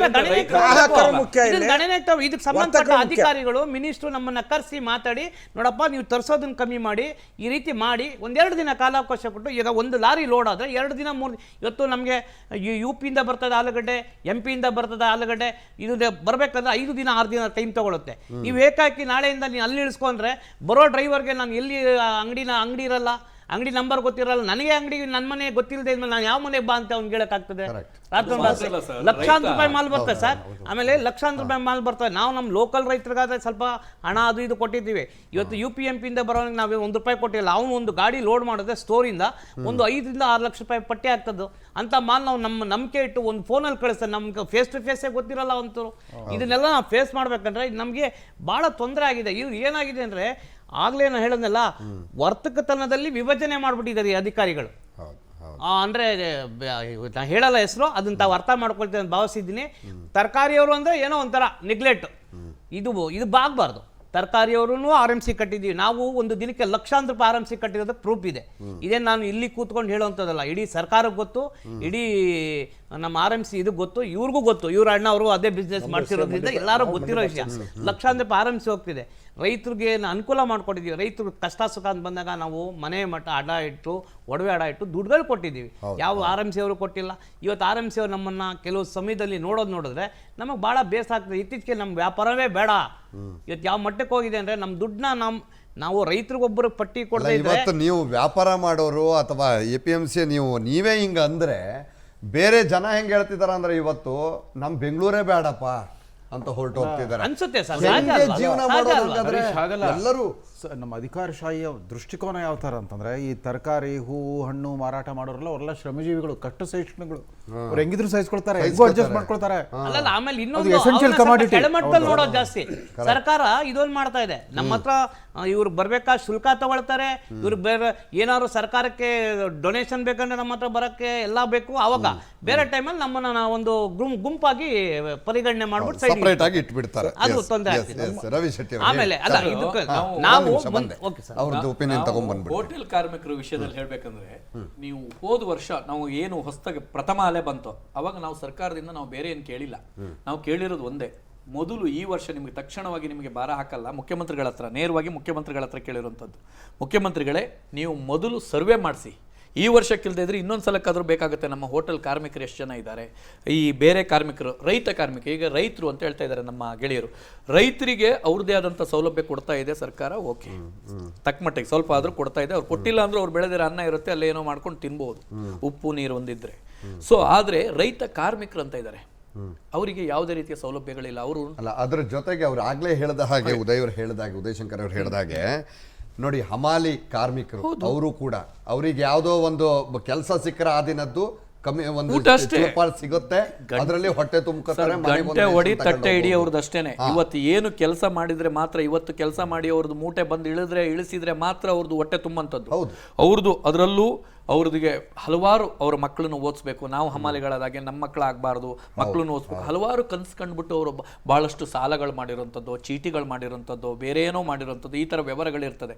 ಇವರಿಗೆ ನೋಡಿ, ಅಲ್ಲಿಗೆ ಹೋಗ್ಲಿಕ್ಕೆ, ಮಾರ್ಕೆಟಿಗೆ ಹೋಗ್ಲಿಕ್ಕೆ ಅವ್ರ ಗಾಡಿ ಹೋಗ್ಲಿಕ್ಕಿಲ್ಲ. ಇಲ್ಲ, ಅವ್ರ ಗಾಡಿ ಹೋದ್ರೆ ಪ್ರೈವೇಟ್ ಗಾಡಿ ಓದೇ ತಿನ್ಬೇಕು, ಪ್ರೈವೇಟ್ ಗಾಡಿ ಇಲ್ಲ. ಹಾಗಾದ್ರೆ ಅವ್ರು ಅಲ್ಲಿಗೆ ಹೋಗೋದು ಹೇಗೆ? ಅಲ್ಲಿ ವ್ಯಾಪಾರ ಅವ್ರು ತಂದಿರೋದು, ಈಗ ಮಾಲೀಕರು ತಂದಿದಾರಲ್ಲ, ಆ ತಂದಿರೋದನ್ನ ತಗೊಳ್ಳೋರು ಯಾರು, ಅದನ್ನ ಇಳಿಸೋರು ಯಾರು? ಸರ್ಕಾರ. ಅದಕ್ಕೆ ಹೇಳಿದ್ ನಾನು, ಬುಡ ಸರಿ ಮಾಡದೇನೆ ಫಸ್ಟಿಗೆ ಒಂದು ಮಾತು ಹೇಳಿದೆ, ಫೌಂಡೇಶನ್ ಹಾಕ್ದೇನೆ ಮೇಲೆ ಮನೆ ಕಟ್ಲಿಕ್ಕೆ ಹೊರಟಿದೆ ಅಂತೇಳಿ. ಅಂದ್ರೆ ಆಲೂಗಡ್ಡೆ ಬರ್ಬೇಕಂತ ಅಲ್ಲಿಗೆ, ಆದ್ರೆ ಇಳಿಸ್ಕೊಳ್ಳೋರು ಇಲ್ಲ, ಕಾರ್ಮಿಕರು ಅಲ್ಲಿಗೆ ಬರೋ ಹಾಗಿಲ್ಲ, ಮಾರ್ಕೆಟಿಗೆ ತಗೊಳ್ಳೋಕೆ ಅವ್ರಿಗೆ ಯಾರು ಬರೋ ಹಾಗಿಲ್ಲ. ಹಾಗಾದ್ರೆ ಆಲೂಗಡ್ಡೆ ಇಟ್ಕೊಂಡು ಏನ್ ಮಾಡ್ಬೇಕು? ವರ್ತಕರಲ್ಲಿ ವರ್ತಕರು ಸಾಯ್ಲಿ. ಹಾಗಾದ್ರೆ ಯಾಕೆ ಈ ದೃಢ ನಿರ್ಧಾರ, ಈ ತರದ ನಿರ್ಧಾರಗಳು ಸಡನ್ಲಿ ತಗೊಳ್ತಾರೆ ಸರ್ಕಾರ? ಇಲ್ಲ, ಅವ್ರು ಏನಂದ್ರೆ ಅವ್ರ ಅಸಹಾಯಕತೆ ಏನು ಅಂದ್ರೆ, ಇದು ಪೆರಿಷಬಲ್ ಕಮಾಡಿಟಿ, ಆಲೂಗಡ್ಡೆ, ಈರುಳ್ಳಿ, ಕೋಲ್ಡ್ ಸ್ಟೋರೇಜ್ ಫೆಸಿಲಿಟೀಸ್ ಎಲ್ಲೂ ಇಲ್ಲ, ಅಸಹಾಯಕರಾಗಿರ್ತಾರೆ. ಏನ್ ಮಾಡ್ಬೇಕು? ಹೆಂಗೋ ಬರ್ತದ? ಹೋಗ್ಲಿ, ರೈತನಾದ್ರೂ ಅಲ್ಲಿ ಗದ್ದೆಯಲ್ಲಿ ಇಡ್ಲಿಕ್ಕೆ ಬರ್ತದ? ಇಡ್ಲಿಕ್ಕೆ ಬರಲ್ಲ. ಈ ಸಂದರ್ಭದಲ್ಲಿ ಈಗ ನೋಡಿ, ಒಂದು ಅಲೆ ಬಂದು ಎರಡನೇ ಅಲೆ ಬರುತ್ತೆ ಅಂತ ಸರ್ಕಾರಕ್ಕೆ ಗೊತ್ತಿತ್ತು. ನಮ್ಮ ಹಿರಿಯರು ಹೇಳಿದ ಹಾಗೆ ಒಂದು ಅಲೆ ಬಂದು ಎರಡನೇ ಅಲೆ ಬರುತ್ತೆ ಅಂತ ಗೊತ್ತಿದ್ದು, ಅದಕ್ಕೆ ಸಾಕಷ್ಟು ಸಮಯ ಇದ್ರೂ ಕೂಡ ಅದನ್ನ ನಮ್ಮ ರಾಮಕೃಷ್ಣ ಸರ್ ಹೇಳಿದ್ರು, ಸಮಯ ಇದ್ರೂ ಎಚ್ಚೆತ್ಕೊಂಡಿಲ್ಲ ಅಂತೇಳಿ. ಯಾಕೆ ಎಚ್ಚೆತ್ಕೊಂಡಿಲ್ಲ? ಇವತ್ತೊಬ್ಬ ಸಾಮಾನ್ಯ ಜನದ ಮೇಲೆ ದರ್ಪ ತೋರಿಸುವಂಥವ್ರು, ಸಾಮಾನ್ಯ ಕಾರ್ಮಿಕರ ಮೇಲೆ ದರ್ಪ ತೋರಿಸುವಂಥವ್ರು ಇಷ್ಟು ದಿನ ಎಚ್ಚೆತ್ಕೊಂಡಿಲ್ಲಲ್ಲ, ಅವ್ರನ್ನ ಕೇಳೋರು ಯಾರು? ಯಾಕೆ ಇವತ್ತಿನ ರಾಜಕಾರಣದಲ್ಲಿ ಅಧಿಕಾರಿಶಾಹಿ ರಾಜಕಾರಣಗಳು ಏನಿದಾರಲ್ಲ, ಕೇಳಂಗೇ ಇಲ್ಲ. ನೀವು ಸ್ವಾತಂತ್ರ್ಯ ಅಂತ ಹೇಳ್ತೀವಲ್ಲ, ನಾವು ಅದನ್ನ ಕಳ್ಕೊಂಡ್ಬಿಟ್ಟಿದೀವಿ. ನಾವು ವೋಟ್ ಹಾಕಕ್ ಮಾತ್ರ ಅಷ್ಟೇ ಇರೋದು ನಮ್ಗೆ. ವೋಟ್ ಹಾಕಿ ಮೇಲೆ ನಮ್ಗೆ ಯಾವ ಅಧಿಕಾರನೂ ಇಲ್ಲ. ನೀವು ವೋಟ್ ಹಾಕಿದ್ದೀರಿ ಅಷ್ಟೇ, ವೋಟ್ ಹಾಕಿದ ಮರುಕ್ಷಣನೇ. ಒಂದು ಅಂದಾಜು ಫಿಗರ್ ಗೊತ್ತು, ಹೋಟೆಲ್ ಕಾರ್ಮಿಕರ ಸಂಖ್ಯೆ ಎಷ್ಟು ಇರ್ಬೋದು ಬೆಂಗಳೂರಿನಲ್ಲಿ? ಸರ್, ಹೋಟೆಲ್ ಕಾರ್ಮಿಕರ ಸಂಖ್ಯೆ ಈಗ ಅದಕ್ಕೆ ನಾನು ಹೇಳಿದ್ದು, ಅವ್ರದ್ದು ಒಂದಷ್ಟು ಒಂದು ಸರ್ವೆ ಆದ್ರೂ ಮಾಡಿ ಅಂತ. ಅಲ್ಲ, ಹೋಟೆಲ್ ಅಂತ ನಾನು 5 ಸ್ಟಾರ್ ಹೋಟೆಲ್ ಅಲ್ಲ, ಎಲ್ಲಾ ಹೋಟೆಲ್, ದರ್ಶಿನಿ ಇತ್ಯಾದಿಗಳಿದಾವಲ್ಲ, ಏನಿಲ್ಲ ಅಂತ ಹೇಳಿದ್ರು ಸರ್. 40 ರಿಂದ 45 ಲಕ್ಷ ಅದರ ಕುಟುಂಬನೂ ಸೇರಿ ಅಲ್ಲ, ಹೋಟೆಲ್ ಬೇಕರಿ ಮತ್ತು ಈ ಹೋಟೆಲ್ಲು, ಬೇಕರೀಸು, ಕೇಟರಿಂಗ್ಸು ಇದು ಸೇರಿ ಅಷ್ಟು ಎಂಪ್ಲಾಯೀಸ್ಗಳಿದ್ದಾರೆ ಸರ್ ನಮ್ಮ ಕರ್ನಾಟಕ. ಅಲ್ಲ, ಕರ್ನಾಟಕ ಬೆಂಗಳೂರು ರಾಜಧಾನಿ, ಬೆಂಗಳೂರಿನಲ್ಲಿ ಸರ್ ಅದ್ರ ಬಗ್ಗೆ ಹೆಚ್ಚು ಡೈರೆಕ್ಟಾಗಿ ನನಗೆ ಅದ್ರ ಬಗ್ಗೆ ಇಂತಿಷ್ಟೇ ಇದೆ ಅಂತ ಹೇಳಲಿಕ್ಕೆ ನನಗೆ ಗೊತ್ತಾಗಲ್ಲ. ಅದನ್ನು ಸರ್ವೆ ಆಗಲಿ ಅಂತಲೇ ಮುಖ್ಯಮಂತ್ರಿಗಳಿಗೆ 2 ಲಕ್ಷಕ್ಕೂ ಹೆಚ್ಚು ಇಮೇಲ್ಗಳನ್ನು ನಾವು ಇದು ಮಾಡಿರೋ. ಕಾರ್ಮಿಕ ಇಲಾಖೆಯಲ್ಲಿ ಈ ಥರ ಯಾವ ಮಾಹಿತಿನೇ ಇಲ್ವಾ? ಯಾವುದು ಮಾಹಿತಿ ಇಲ್ಲ ಸರ್, ಯಾವುದು ಮಾಹಿತಿ ಇಲ್ಲದೆ ಇರುವಂಥದ್ದು ಹೋಟೆಲ್ ಸರ್. 18 ವರ್ಷದ ಮೇಲ್ಪಟ್ಟು ಕಾರ್ಮಿಕರನ್ನ ಇಟ್ಕೊಬೇಕು ಅಂತಿದೆ. ಆವಾಗ 18 ವರ್ಷ ಕೆಳಭಾಗದವ್ರನ್ನ ಹೋಟ್ಲವ್ರು ಇಟ್ಕೊಂಡಾಗ ಅದು ಸರ್ವೆ ಮಾಡ್ತು ಸರ್ಕಾರ. ಆವಾಗಾದ್ರೂ ಸ್ವಲ್ಪ ಮಾಹಿತಿ ಗೊತ್ತಿಲ್ಲ ಸರ್. ಇವತ್ತು ನೀವು ಏನೇ ತುರ್ತು ಪರಿಸ್ಥಿತಿಯಲ್ಲಿ ಯಾರಾದರೂ ಮನೆ ಬಿಟ್ಟು ಬರಲಿ, ಯಾರಾದರೂ ಸಂಕಷ್ಟದಲ್ಲಿ ಈಡಾಗಲಿ, ಅವ್ರು ಬಂದಾಗ ಆಶ್ರಯ ಕೊಡುವಂಥದ್ದು ಹೋಟೆಲ್. ಹೌದು. ಇವತ್ತು ಹೋಟೆಲ್ ಕಾರ್ಮಿಕರಿಗೆ ಬೇಕಾದ ವ್ಯವಸ್ಥೆ ಎಲ್ಲೂ ಏನೂ ಇಲ್ಲ ಸರ್. ಅವರು ಬೆಳಗ್ಗೆ ನೋಡಿದ್ರೆ ಕೋಟ್ ಹಾಕೊಂಡು ನನ್ನ ಹಾಗೆ ಒಂಚೂರು ಟಾಪ್ ಆಗಿರ್ತಾರೆ ಸರ್. ಸಂಜೆ ಮಾತ್ರ ಹೋಗಿ ಒಂದ್ಸಲ ವಾಟಾಳ್ ನಾಗರಾಜ್ ಅವರು ಹೇಳ್ತಾ ಇದ್ರು, ಈ ಗೋಣಿಚೀಲ ನಂದು, ಇದು ಬೆಡ್ಶೀಟ್ ನಂದು ಅನ್ನೋ ಪರಿಸ್ಥಿತಿ ಇದೆ ಸರ್. ಕೃಷ್ಣ ಅವರೇ, ನೀವು ಸಿನಿಮಾ ಪ್ರೊಡ್ಯೂಸರ್ಸ್ಗೆ ಪರ್ಯಾಯವಾಗಿಬಿಟ್ಟು ಕಳೆದ 20 ವರ್ಷಗಳಲ್ಲಿ TV ಸೀರಿಯಲ್ ನಿರ್ಮಾಪಕರು ಅವರು ಕೂಡ ದೊಡ್ಡ ಪ್ರಮಾಣದಲ್ಲಿ ಅದು ನಿರಂತರವಾದ ಬದುಕು ಕೊಟ್ಬಿಡ್ತು ಅಲ್ಲಿ ಕಲಾವಿದರಿಗೆ ಮತ್ತು ಇತರ ಸಹಾಯಕರಿಗೆ.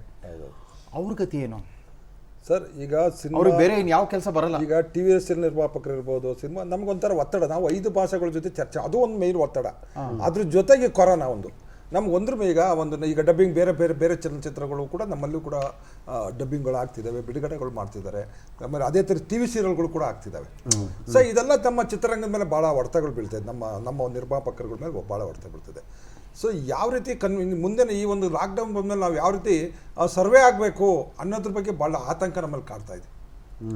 ಸೊ ಇದಕ್ಕೆ ನಾನು ಸರ್ಕಾರಕ್ಕೆ ಒಂದು ಹೇಳ್ತೀನಿ, ಒಂದು ಸರ್ಕಾರ ಯಾವುದೇ ಒಂದು ಕ್ಷೇತ್ರದಲ್ಲಿ ಇರ್ಬೋದು, ಅದರಲ್ಲಿ ಕಾರ್ಮಿಕರು ಎಷ್ಟು ಜನ ಇದ್ದಾರೆ, ಅಲ್ಲಿ ಸಂಬಂಧಪಟ್ಟಂಥ ಯಜಮಾನರುಗಳು ಎಷ್ಟಿದ್ದಾರೆ, ಒಂದು ಐಡೆಂಟಿಫೈ ಮಾಡಬೇಕಾಗುತ್ತೆ.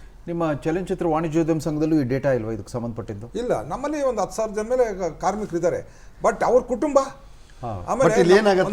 ದೊಡ್ಡ ಯಾರ್ಯಾರು ಕಾರ್ಡ್ ಮಾಡ್ಕೊಂಡಿರ್ತಾರೆ ಅವ್ರದ್ದು ಮಾತ್ರ ಮಾಹಿತಿಗಳು. ನಾವೀಗ ನಾವು ಸರ್ಕಾರನ ಕೇಳಿದ್ದು ಸರ್ವೆ ಮಾಡಿ ಅಟ್ಲೀಸ್ಟ್ ನಿಮ್ಮ ಸರ್ಕಾರದಿಂದ ಒಂದು ಗುರುತಿನ ಚೀಟಿಯನ್ನು ಕೊಡಿ. ಆಕ್ಚುಲಿ ಸರ್ಕಾರ ಮಾಡ್ಬೇಕಾಗಿ. ಈಗ ನಾವು ಲಾಸ್ಟ್ ಟೈಮ್ 6,000 ಜನ ಕಾರ್ಮಿಕರಿಗೆ ನಾವು ಇದು ಕೊಡ್ಬೇಕು ಅಂತ ಒಂದು ಬಂತು. ಅದ್ರಲ್ಲಿ 3,000 ಜನಕ್ಕೆ ಸರ್ಕಾರ ಕೊಡ್ತು. ನಮ್ಮಲ್ಲಿ ಯಾವುದೋ TV ಸೀರಿಯಲ್ ಇರ್ಬೋದು, ಇದು ಕಾರ್ಮಿಕರು ಇರ್ಬೋದು, ಎಲ್ಲ ಕಾರ್ಮಿಕರು ಕೂಡ ಆ 3,000 ಜನ ನಾವು ಸರ್ಕಾರದಿಂದ ನಮ್ಮ ಸಾರಾ ಗೋವಿಂದವರು, ರಾಕ್ಲೆ ವೆಂಕಟೇಶ್ ಅವರು, ಆಮೇಲೆ ನಮ್ಮ ಚಿತ್ರ ಎಲ್ಲ ಇತರ ಗಣ್ಯರೆಲ್ಲ ಹೋಗ್ಬಿಟ್ಟು ಮಾತಾಡಿ ಕಾರ್ಮಿಕರಿಗೆ ಏನು ಹೆಲ್ಪ್ ಮಾಡಬೇಕು ಅದೆಲ್ಲ ನಾವು ಮಾಡಿಸಿದ್ವಿ. ಸೊ ಅವಾಗ ನಮ್ಮ ಒಂದು ಅಂಕೆ ಸಂಖ್ಯೆಗಳು ಕರೆಕ್ಟಾಗಿ ನಮಗೆ ಸಿಗಬೇಕು ಅಂದರೆ ಸರ್ಕಾರ ಒಂದು ಐಡೆಂಟಿಫೈ, ನಿಮ್ಮ ಒಂದು ಕ್ಷೇತ್ರದಲ್ಲಿ ಎಷ್ಟು ಜನ ಕಾರ್ಮಿಕರಿದ್ದಾರೆ, ಬೇರೆ ಇದು ನಿಮ್ಮ ಪ್ರೊಡ್ಯೂಸರ್ಸ್ ಆ ಥರ ಒಂದು ಕೇಳಿ ನಾವು ಒಂದು ಗುರುತು ಮಾಡಿ ಕೊಡ್ಬೋದು. ಸೊ ಇದೆಲ್ಲದೂ ಕೂಡ ನಮ್ಮ ಸಿನಿಮಾ ರಂಗ ಅಂತಲ್ಲ, ಪ್ರತಿಯೊಂದು ಕ್ಷೇತ್ರದಲ್ಲೂ ಕೂಡ ಇವ್ರು ಹೇಳ್ದಂಗೆ ಈಗ ಕಟ್ಟಡ ಕಟ್ಟಬೇಕು ಅಂದರೆ ಕಟ್ಟಡ ಹೋಗ್ಬೇಕಾದ್ರೆ ಕೂಲಿಯವ್ರು ಹೋಗ್ಬೇಕಂತೆ, ಅವ್ರಿಗೆ ಯಾವ ರೀತಿ ಐಡೆಂಟಿಫೈ ಕೊಡ್ತೀರಾ? ನಾನು ಕೂಲಿ ನಾನು ಕಟ್ಟಡ ಕಟ್ಟಕ್ಕೆ ಹೋಗ್ತೀನಿ ಅಂತ ಆಗುತ್ತಾ? ಅಲ್ಲ, ಇವತ್ತು ಕಾರ್ಮಿಕ ಇಲಾಖೆಯಿಂದ ಒಂದು ಕಾರ್ಡ್ ಅನ್ನ ಮಾಡಿಸ್ತಾ ಇದ್ದಾರೆ. ಕಾರ್ಮಿಕ ಇಲಾಖೆಯಲ್ಲಿ ಇದು ಮಾಡ್ತಾ ಇದೆ. ಅದು ಯಾವುದು ಕಟ್ಟಡ ಕಾರ್ಮಿಕರಿಗೆ ಮಾತ್ರ ಅದು ಸೀಮಿತ ಮಾಡಿದ್ದಾರೆ. ಈಗ ಬೇರೆ ಇದೆ, ಕಟ್ಟಡ ಕಾರ್ಮಿಕರನ್ನೇ ಅಂತ ಇಟ್ಕೊಳ್ಳೋಣ. ಈಗ ಎಷ್ಟೋ ಜನ ಕಟ್ಟಡ ಕಾರ್ಮಿಕರು ಇನ್ನೂ ಕೂಡ ಹೋಗಿ ಕಾರ್ಡ್ ಮಾಡ್ಕೊಂಡಿಲ್ಲ, ಅವ್ರಿಗೆ ಗೊತ್ತಿಲ್ಲ ಎಲ್ಲಿ ಹೋಗಿ ಮಾಡೋದು ಏನು ಅಂತ ಗೊತ್ತಿಲ್ಲ. ಆಯ್ತಾ, ಒಂದಷ್ಟು ಕಾರ್ಡ್ಗಳಾಗಿವೆ, ಅದನ್ನ ಕೂಡ ಖಾಸಗೀಕರಣ ಮಾಡಿದ್ದಾರೆ, ಸರ್ಕಾರದಿಂದ ಸಿಗ್ತಾ ಇಲ್ಲ. ನೀವು ಸರ್ಕಾರಕ್ಕೆ ಹೋದ್ರೆ ಇವತ್ತು ವೆಬ್ಸೈಟ್ ಇದು ಸರ್ವರ್ ಡೌನ್ ಇದೆ, ಇನ್ನೊಂದು ಡೌನ್ ಇದೆ. ಮತ್ತು ಒಬ್ಬ ಕಾರ್ಮಿಕ ಎಷ್ಟು ಸಲ ಓಡಾಡಬಲ್ಲ? ಕೆಲಸ ಬಿಟ್ಟು ದಿನ ಸಂಬಳ ಬಂದ್ರೆ ಮಾತ್ರ ಅವ್ನು ನಡೀತದೆ. ಆ ಜವಾಬ್ದಾರಿನ ಆಯಾ ಬಿಲ್ಡರ್ ಕೊಡ್ಬೇಕು. ಯಾರು ಅವ್ರನ್ನ ನೇಮಕ ಮಾಡ್ಕೊಳ್ತಾನೆ ಬಿಲ್ಡರ್ ಜವಾಬ್ದಾರಿ ವಹಿಸ್ಕೋಬೇಕು. ಐಡಿ ಕಾರ್ಡ್ ನನ್ನ ಮಾತು ಸ್ವಲ್ಪ ರಫ್ ಬೇಜಾರಾಗ್ಬೋದು, ಯಾಕಂದ್ರೆ ಬಿಲ್ಡರ್ ಆಲ್ರೆಡಿ ಕೊಡ್ತಾ ಇರ್ತಾರಲ್ಲ, ಹಾಗಾಗಿ ಕೇಳಕ್ ಬರಲ್ಲ ಅದನ್ನ. ನಾನು ಕೊನೆ ಹಂತದಲ್ಲಿದ್ದೀನಿ. ಈಗ ಈ ಚರ್ಚೆ ನಾವು ಇಷ್ಟೊತ್ತೇನು ಚರ್ಚೆ ಮಾಡಿದ್ವಿ, ಈ ಚರ್ಚೆಯಲ್ಲಿ ಎಲ್ಲ ಸಮಸ್ಯೆಗಳನ್ನು ನಾವು ಹೇಳ್ಕೊಂಡ್ವಿ. ಹೌದು, ಕಾರ್ಮಿಕ ವರ್ಗದಲ್ಲಿ, ವರ್ತಕರ ವರ್ಗದಲ್ಲಿ ಮತ್ತು ಸಿನಿಮಾ ರಂಗದಲ್ಲಿ ಏನೇನು ಸಮಸ್ಯೆಗಳಿದೆ ಅನ್ನೋದನ್ನು ಪ್ರಮುಖವಾಗಿ ಈಗ ನಾಳೆಯಿಂದ ಲಾಕ್ಡೌನ್ ಶುರುವಾಗ್ತಾ ಇದೆ. ಇನ್ನು ಕೆಲವೇ ಕ್ಷಣಗಳಲ್ಲಿ ಅಲ್ವಾ ಸರ್, ಕೆಲವೇ ಕ್ಷಣಗಳಲ್ಲಿ ಮಾರ್ಗಸೂಚಿ ಕೂಡ ಬರಬಹುದು ಏನೇನು ಅನ್ನೋದನ್ನು. ಈ ಮಾರ್ಗಸೂಚಿಯೇ ಇಂಪಾರ್ಟೆಂಟ್ ಆಗಿರುತ್ತೆ. ಆ ಉದ್ದೇಶದಿಂದ ನಿಮ್ಮ 3 ಜನರಿಂದ ನನಗೆ ಸರ್ಕಾರದಿಂದ ಏನು ಬಯಸ್ತೀರಿ ನೀವು ಈ ಸಂದರ್ಭದಲ್ಲಿ ಅನ್ನೋದು ಬೇಕು. ನಾನು ಉದಯ್ ಶಂಕರ್ ಅವರಿಂದ ಶುರು ಮಾಡ್ತೀನಿ. ಸರ್, ಸರ್ಕಾರದ ಮಾರ್ಗಸೂಚಿನೇ ಕರೆಕ್ಟಾಗಿ ನಮಗೆ ಕ್ಲಾರಿಫಿಕೇಶನ್ ಸಿಗಲ್ಲ ಒಂದೊಂದ್ಸಲ. ಯಾಕಂದರೆ 10 ನಿಮಿಷಕ್ಕೂ ಅರ್ಧ ಗಂಟೆಗೂ ಬದಲಾವಣೆಗಳು ಬರ್ತಾ ಇದೆ. ಇದು ಎಲ್ರಿಗೂ ಆಗ್ತಾ ಇರೋದು. ಕಳೆದ ವಾರ ಸರ್ಕಾರವೇ ಹೊರಡಿಸಿದ ಆದೇಶ ನಕಲಿ ಅಂತ ಒಂದು ಸರ್ಕಾರದ ಆದೇಶ 10 ನಿಮಿಷದಲ್ಲಿ ಹೊರಗಡೆ ಬಂತು. ಅದನ್ನ ಇನ್ನೊಬ್ಬ ಅಧಿಕಾರಿ ಬಂದು ನಕಲಿ ಅಂತ ಹೇಳ್ಕೊಬೇಕಂದ್ರೆ ನಾವು ಅದನ್ನ ಯೋಚನೆ ಮಾಡಬೇಕು, ಯಾವ ಪರಿಸ್ಥಿತಿಯಲ್ಲಿ ಸರ್ಕಾರದ ಕಚೇರಿಗಳಲ್ಲಿ ನಡೀತಾ ಇದೆ ಒಂದು. ನಾವು ಈ ಒಂದು ಕೊರೋನಾ ಇದಕ್ಕೆ ನಮ್ಮ ಎಲ್ಲ ಸಹಕಾರ ಇದ್ದೇ ಇದೆ. ನಮ್ಮ ವರ್ತಕರಾಗದೇ ಆಗಿ, ಹಮಾಲಿಗಳಾದೇ ಆಗಿ, ಗುಮಾಸ್ತಾದೇ ಆಗಿ ನಾವು ಸಹಕಾರ ಕೊಡಬೇಕು. ಅದು ಮಾನವೀಯತೆ, ಧರ್ಮ, ನಾವು ಕೊಡ್ತೀವಿ. ಆದರೆ ಸರ್ಕಾರ ನಮಗೆ ಯಾವುದೇ ರೀತಿ ತೊಂದರೆ ಕೊಡದೆ ಈಗ ಇರೋ ವಿಶಾಲವಾದ ಜಾಗದಲ್ಲಿ ಈಗ ನಮ್ಮನ್ನು ಅಷ್ಟು ದೂರ ಹಾಕೋ ಬದಲು ಬರ್ತಾ ಇರೋ ಅರೈವಲ್ಸ್ನ ಗಣನೆಗೆ ತಗೊಂಡು ನಮ್ಗೆ ಯಶವಂತಪುರದಲ್ಲಿ ವ್ಯವಸ್ಥೆ ಮಾಡಿಕೊಟ್ರೆ ಸುತ್ತಮುತ್ತಲವರು ಬೆಳಗ್ಗೆ ಬಂದು 6ರಿಂದ 10ವರೆಗೂ ಮಾಡಲಿ ಇಲ್ಲ 12 ಗಂಟೆವರೆಗೂ ನಮಗೆ ಕಾಲಾವಕಾಶ ಕೊಟ್ಟರು ನಾವು ಮಾಡಿಕೊಂಡು ಅವ್ರು ಏನು ಸರ್ಕಾರ ಆದೇಶ ಕೊಡೋದು ಅದಕ್ಕೆ ನಾವು ಪರಿಪೂರ್ಣವಾಗಿ ನಡ್ಕೊಂಡು ಹೋಗ್ತೀವಿ ಅನ್ನೋ ಒಂದು ಭರವಸೆ ಕೊಡ್ತೀವಿ. ಅಂದರೆ ಅಷ್ಟು ದೂರ ಆಗ್ದಾಗ ಹೋಗೋ ಬರೋದು ತೊಂದರೆ ಆಗ್ತದೆ, ರೈತರು ಹೋಗೋದು ತೊಂದರೆ ಆಗ್ತದೆ, ನಮಗೂ ತೊಂದರೆ ಆಗ್ತದೆ, ಬ್ಯಾಂಕಿಂಗ್ ವ್ಯವಸ್ಥೆ ಇರಲ್ಲ, ಏನೂ ಇಲ್ಲದೇನೆ ಅಲ್ಲಿರೋ ಅಂಗಡಿಗಳಿಲ್ಲ. ಇವಾಗ ನಾನು 60-40 ನನ್ನ ಸ್ವಂತ ಅಂಗಡಿಯಲ್ಲಿದೆ, ಅಲ್ಲೋದ್ರೆ ನನಗೆ ಅಂಗಡಿ ಇಲ್ಲ. ನಾನು ಯಾವ ಫುಟ್ಪಾತಲ್ಲಿ ಇಳಿಸ್ಕೊಂಡು ಲಕ್ಷಾಂತರ ರೂಪಾಯಿ ಮಾಲ್ ಸೇಲ್ಸ್ ಆಗದೆ ಇದ್ರೆ ನಾನು ಬಿಟ್ಟು ಬರೋಂಗಿಲ್ಲ. ಅಂದ್ರೆ ನೀವು ಓಡಾಡೋದಕ್ಕೆ ಕೂಡ ವ್ಯವಸ್ಥೆ ಇಲ್ಲ, ಎಲ್ಲಾನು ಮಾಡ್ಕೊಡ್ಬೇಕು. ಆಮೇಲೆ ಈಗ ಬೇಸಿಗೆ ಮಳೆ ಶುರು ಆಗ್ಬಿಡುತ್ತೆ, ನಿಮಗೆ ಶೆಲ್ಟರ್ ಆಮೇಲೆ ಇಂಥ ಸಮಯದಲ್ಲಿ ಈ ಒಂದು 15 ದಿನ ಇರ್ಬೋದು, ವಿಭಾಗ ಮಾಡ್ದಿರ ಆವರ್ತಕರು ಬೇರೆ, ತರಕಾರಿಯವರೇ ಬೇರೆ, ಅವ್ರು ಬೇರೆ, ನಮ್ಮ ಮನೋಭಾವ ಬಿಟ್ಟು ಅಧಿಕಾರಿಗಳು ನಮ್ಮನ್ನ ಕರೆಸಿ ಅದಕ್ಕೆ ಏನು ಬೇಕೋ ಅನುಕೂಲ, ಒಂದು ಆತ್ಮಸ್ಥೈರ್ಯ ತುಂಬ ಕೆಲಸನ ಮಾಡಿಬಿಟ್ಟು ನಾವು ಸಹಕಾರ ಕೊಡಿ ಅಂತ ಕೇಳಿದ್ರೆ ನಾವು ಖಂಡಿತ ಕೊಡ್ತೀವಿ ಅಂತ ಈ ಮೂಲಕ ನಾನು ಅವ್ರಿಗೆ ಹೇಳಕ್ಕೆ ಇಚ್ಛೆ. ಎಸ್, ಸಿನಿಮಾ ರಂಗಕ್ಕೆ ಬರೋದಾದ್ರೆ ಏನು ಹೇಳ್ತೀರಿ ಸರ್? ಯಾಕಂದ್ರೆ ಈಗ ಶೂಟಿಂಗ್ ಮಾಡಂಗಿಲ್ಲ, ಸಿನಿಮಾ ಥಿಯೇಟರ್ಗಳೆಲ್ಲ ಬಂದು ಯಾವ ಕಾರ್ಯಚಟುವಟಿಕೆಗಳು ಕೂಡ ಇಲ್ಲ. ಈ 14 ದಿವಸ ಈಗ ಲಾಕ್ಡೌನ್ ಇದೆ, ಅಂದರೆ ಕರ್ಫ್ಯೂ ಅವ್ರ ಪ್ರಕಾರ. ನಮ್ಮ ಪ್ರಕಾರ ಲಾಕ್ಡೌನು 14 ದಿವಸ ಆದಮೇಲೆ ಕಮ್ಮಿ ಆಗಿಲ್ಲ ಅಂದರೆ ಮತ್ತೆ ಮುಂದೆ ಹೋಗ್ಬೋದು. ಇದು ಗೊತ್ತಿಲ್ಲ ಎಷ್ಟು ದಿವಸ ಅಂತ. ಈಗ ಗೊತ್ತಿರೋದು 14 ದಿವಸ. ಏನು ಬಯಸ್ತೀರಿ ಸರ್ ಸರ್ಕಾರದಿಂದ? ಏನು ಮಾಡಬೇಕು ಅಂತೀರಿ ಸರ್ಕಾರ? ಸರ್, ಈಗ ನಮ್ಮ ಚಿತ್ರರಂಗನೇ ಒಂಥರ ವಿಭಿನ್ನವಾದಂಥ ಕ್ಷೇತ್ರ. ಈಗ ನಮ್ಮ ರೈತರದ್ದು ಹೇಳಿದ್ರೆ ಬೆಳಗ್ಗೆ ಬೇಕಾದದ್ದು ದಿನ ನಮ್ಮ ಸಿನಿಮಾ ರಂಗಕ್ಕೆ ನಾನು ಸರ್ಕಾರದಲ್ಲಿ ಒಂದು ಕೇಳ್ಕೊಳ್ಳೋದ್ರೆ, ಮುಂದಿನ ದಿನಗಳಲ್ಲಿ ನಮ್ಮಲ್ಲಿ ಅಷ್ಟು ಕೆಲವು ನಿರ್ಮಾಪಕರು ಸ್ಟುಡಿಯೋ ಮಾಡ್ಕೊಂಡಿರ್ತಾರೆ, ಅವರು ಟ್ಯಾಕ್ಸ್ಗಳು ಮನ್ನಾ ಮಾಡಬೇಕಾಗುತ್ತೆ. ಆಮೇಲೆ KB ಬಿಲ್ ಮನ್ನಾ ಕೊಡು, ವಾಟರ್ ಬಿಲ್ ಮನ್ನಾ ಮಾಡಬೇಕಾಗುತ್ತೆ. ಆಮೇಲೆ ನಮ್ಮ ನಿರ್ಮಾಪಕರು ಕೆಲವರು ಬ್ಯಾಂಕ್ ಲೋನ್ ತೊಗೊಂಡಿರ್ತಾರೆ, ಆ ಲೋನ್ನ ಸ್ವಲ್ಪ ದಿವಸ ಅವ್ರಿಗೆ ಬೇರೆ ರೀತಿ ಅದಕ್ಕೆ ಇದು ಇಂಟ್ರೆಸ್ಟ್ ಆಗ್ತಿಲ್ಲ, ಅದ್ರಲ್ಲಿ ಏನಾದ್ರು ಸಬ್ಸಿಡಿನ ಕೊಡೋಂಥ ಒಂದು ಕೆಲಸನ ಸರ್ಕಾರ ಮಾಡಬೇಕಾಗುತ್ತೆ. ಹಾಗೆ ಪ್ರದರ್ಶಕರು ಕೂಡ ಒಂದು ಚಿತ್ರಮಂದಿರಗಳಲ್ಲಿ ಒಂದು ಅವ್ರದ್ದೇ ಒಂದು KB ಬಿಲ್ ಇರ್ಬೋದು, ಪ್ರಾಪರ್ಟಿ ಟ್ಯಾಕ್ಸ್ ಇರ್ಬೋದು, ಅವ್ರದ್ದು ವಾಟರ್ ಬಿಲ್ ಅದು ಇರ್ತದೆ, ಅದು ಕೂಡ ಮನ್ನಾ ಮಾಡಬೇಕಾಗತ್ತೆ. ಇವೆಲ್ಲ ಗಣನೆಗೆ ತೊಗೋಬೇಕಾಗತ್ತೆ. ಸರ್ಕಾರ ಯಾವ ರೀತಿ ಮಾಡಬೇಕಾಗತ್ತೆ ಅನ್ನೋದನ್ನು ಇದೆಲ್ಲ ನಿರ್ಮಾಪಕ ಒಬ್ಬ ಇದ್ದರೆ ಇವೆಲ್ಲ ಬರ್ತದೆ. ಪ್ರದರ್ಶಕರು ಇರ್ಬೋದು, ಕಲಾವಿದರು ಇರ್ಬೋದು, ಪ್ರತಿ ನಿರ್ಮಾಪಕ. ಆ ನಿರ್ಮಾಪಕನಿಗೆ ಸಬ್ಸಿಡಿನ ಈಗ ಎಷ್ಟೋ ಚಿತ್ರಗಳು ಸಬ್ಸಿಡಿ ಬಿಡುಗಡೆ ಮಾಡೋದು, ಅದನ್ನು ಕೂಡ ಆದಷ್ಟು ಬೇಗ ಸಬ್ಸಿಡಿ ನಮಗೆ ನಿರ್ಮಾಪಕರ ಬಿಡುಗಡೆ ಮಾಡಿಕೊಡ್ಬೇಕು. ಹಾಗೆಯೇ ನಮ್ಮ ನಿರ್ಮಾಪಕರು ಇವಾಗ ಚಿತ್ರ ನಿರ್ಮಾಣ ಮಾಡಿರ್ತಕ್ಕಂಥವ್ರಿಗೆ ಯಾವ ರೀತಿಯಾದ್ರೂ ಸರ್ಕಾರ ಒಂದು ರೀತಿಯ ಸಹಕಾರವನ್ನು ಕೊಡಲಿ. ಯಾಕೆಂದರೆ ಅವ್ರು ಲಕ್ಷಾಂತರ ಕೋಟಿಗಟ್ಟಲೆ ದುಡ್ಡುಗಳು ಇನ್ವೆಸ್ಟ್ಮೆಂಟ್ ಮಾಡ್ಕೊ ಅವ್ರು ಯಾವ ರೀತಿಯ ಸರ್ಕಾರ ಒಂದು ಸಹಕಾರ ಕೊಡಲಿ ಅಂತ ಸರ್ಕಾರದ ಜೊತೆ ನೌಕರರು ಕೂಡ ಈಗ ನೌಕರರು ಕೂಡ ಸರ್ಕಾರ ಈಗ ಅವರಿಗೆ ದಿನನಿತ್ಯ ನೌಕರರು ಇದ್ದಾರೆ, ಅವ್ರಿಗೆ ಯಾವುದೇ ರೀತಿ ಒಂದು ಅವ್ರಿಗೆ ಮನೆಗೆ ಹಣದ ಮುಖಾಂತರ ಇರ್ಬೋದು, ಇಲ್ಲ ರೇಷನ್ ಮುಖಾಂತರ ಇರ್ಬೋದು, ಅವ್ರಿಗೆ ಸಹಾಯ ಏನಾದರೂ ಸಹಾಯ ಮಾಡಬೇಕಾಗುತ್ತೆ. ಸರ್, ನಾನು ಹೇಳೋದಂದ್ರೆ ಈಗ ನನಗೊಂದು ಜಸ್ಟ್ ಒಂದು ಮಾಹಿತಿ ಬಂತು, ಅದು ಎಷ್ಟು ಮಟ್ಟಿಗೆ ಇದೆಯೋ ಗೊತ್ತಿಲ್ಲ, ಅದು ನಿಮಗೆ ಗೊತ್ತಿರುತ್ತೆ. ಸಂಸತ್ತಿಗೆ ಹಣ ಬಿಡುಗಡೆ ಮಾಡಿದ್ರು, ಹೊಸ ಸಂಸತ್ತು ಮಾಡಲಿಕ್ಕೆ ಅಂತ ಹೇಳ್ಬಿಟ್ಟು ಮೋದಿಯವರು ಬಿಡುಗಡೆ ಮಾಡಿದ್ರು ಅಂತ ಒಂದು ಇದು ಬಂತು. ಅವರು ಈಗ ತಕ್ಷಣಕ್ಕೆ ಸಂಸತ್ತು ತಯಾರು ಮಾಡೋದಕ್ಕಿಂತ ಮೊದಲು ಇಲ್ಲಿ ಜನಗಳನ್ನ ಒಂದು ನೋಡ್ಕೊಳ್ಳೋದು ಮುಖ್ಯ. ಬೆಡ್ಗಳು ರೆಡಿ ಆಗಬೇಕು. ನಿಮ್ಮ ಕಾರ್ಮಿಕ ವಲಯಕ್ಕೆ ಏನು ಹೇಳ್ತೀರಿ? ಕಾರ್ಮಿಕರಿಗೆ ಬೆಡ್ ಸರ್, ಇದು ಕಾರ್ಮಿಕರಿಗೆ ಬೆಡ್. ಸಂಸತ್ ಭವನ ನಿರ್ಮಾಣ ಅಂದ್ರೆ ಅಲ್ಲಿ ಇವತ್ತು 10,000 ಜನ ಕಾರ್ಮಿಕರಿಗೆ ಕೆಲಸ ಸಿಗುತ್ತೆ. ಈ ತುರ್ತು ಪರಿಸ್ಥಿತಿಯಲ್ಲಿ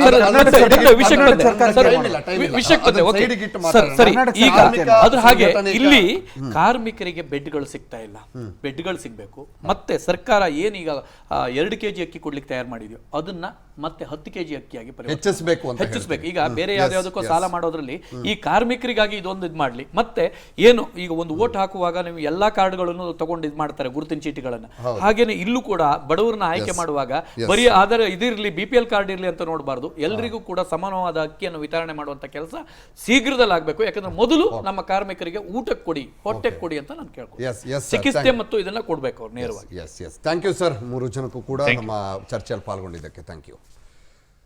ಇದು ಈ ಕ್ಷಣದ ವಿಶೇಷ. ನೋಡ್ತಾ ಇರಿ ಪವರ್ TV, ಇದು ನಿಮ್ಮ ಶಕ್ತಿ.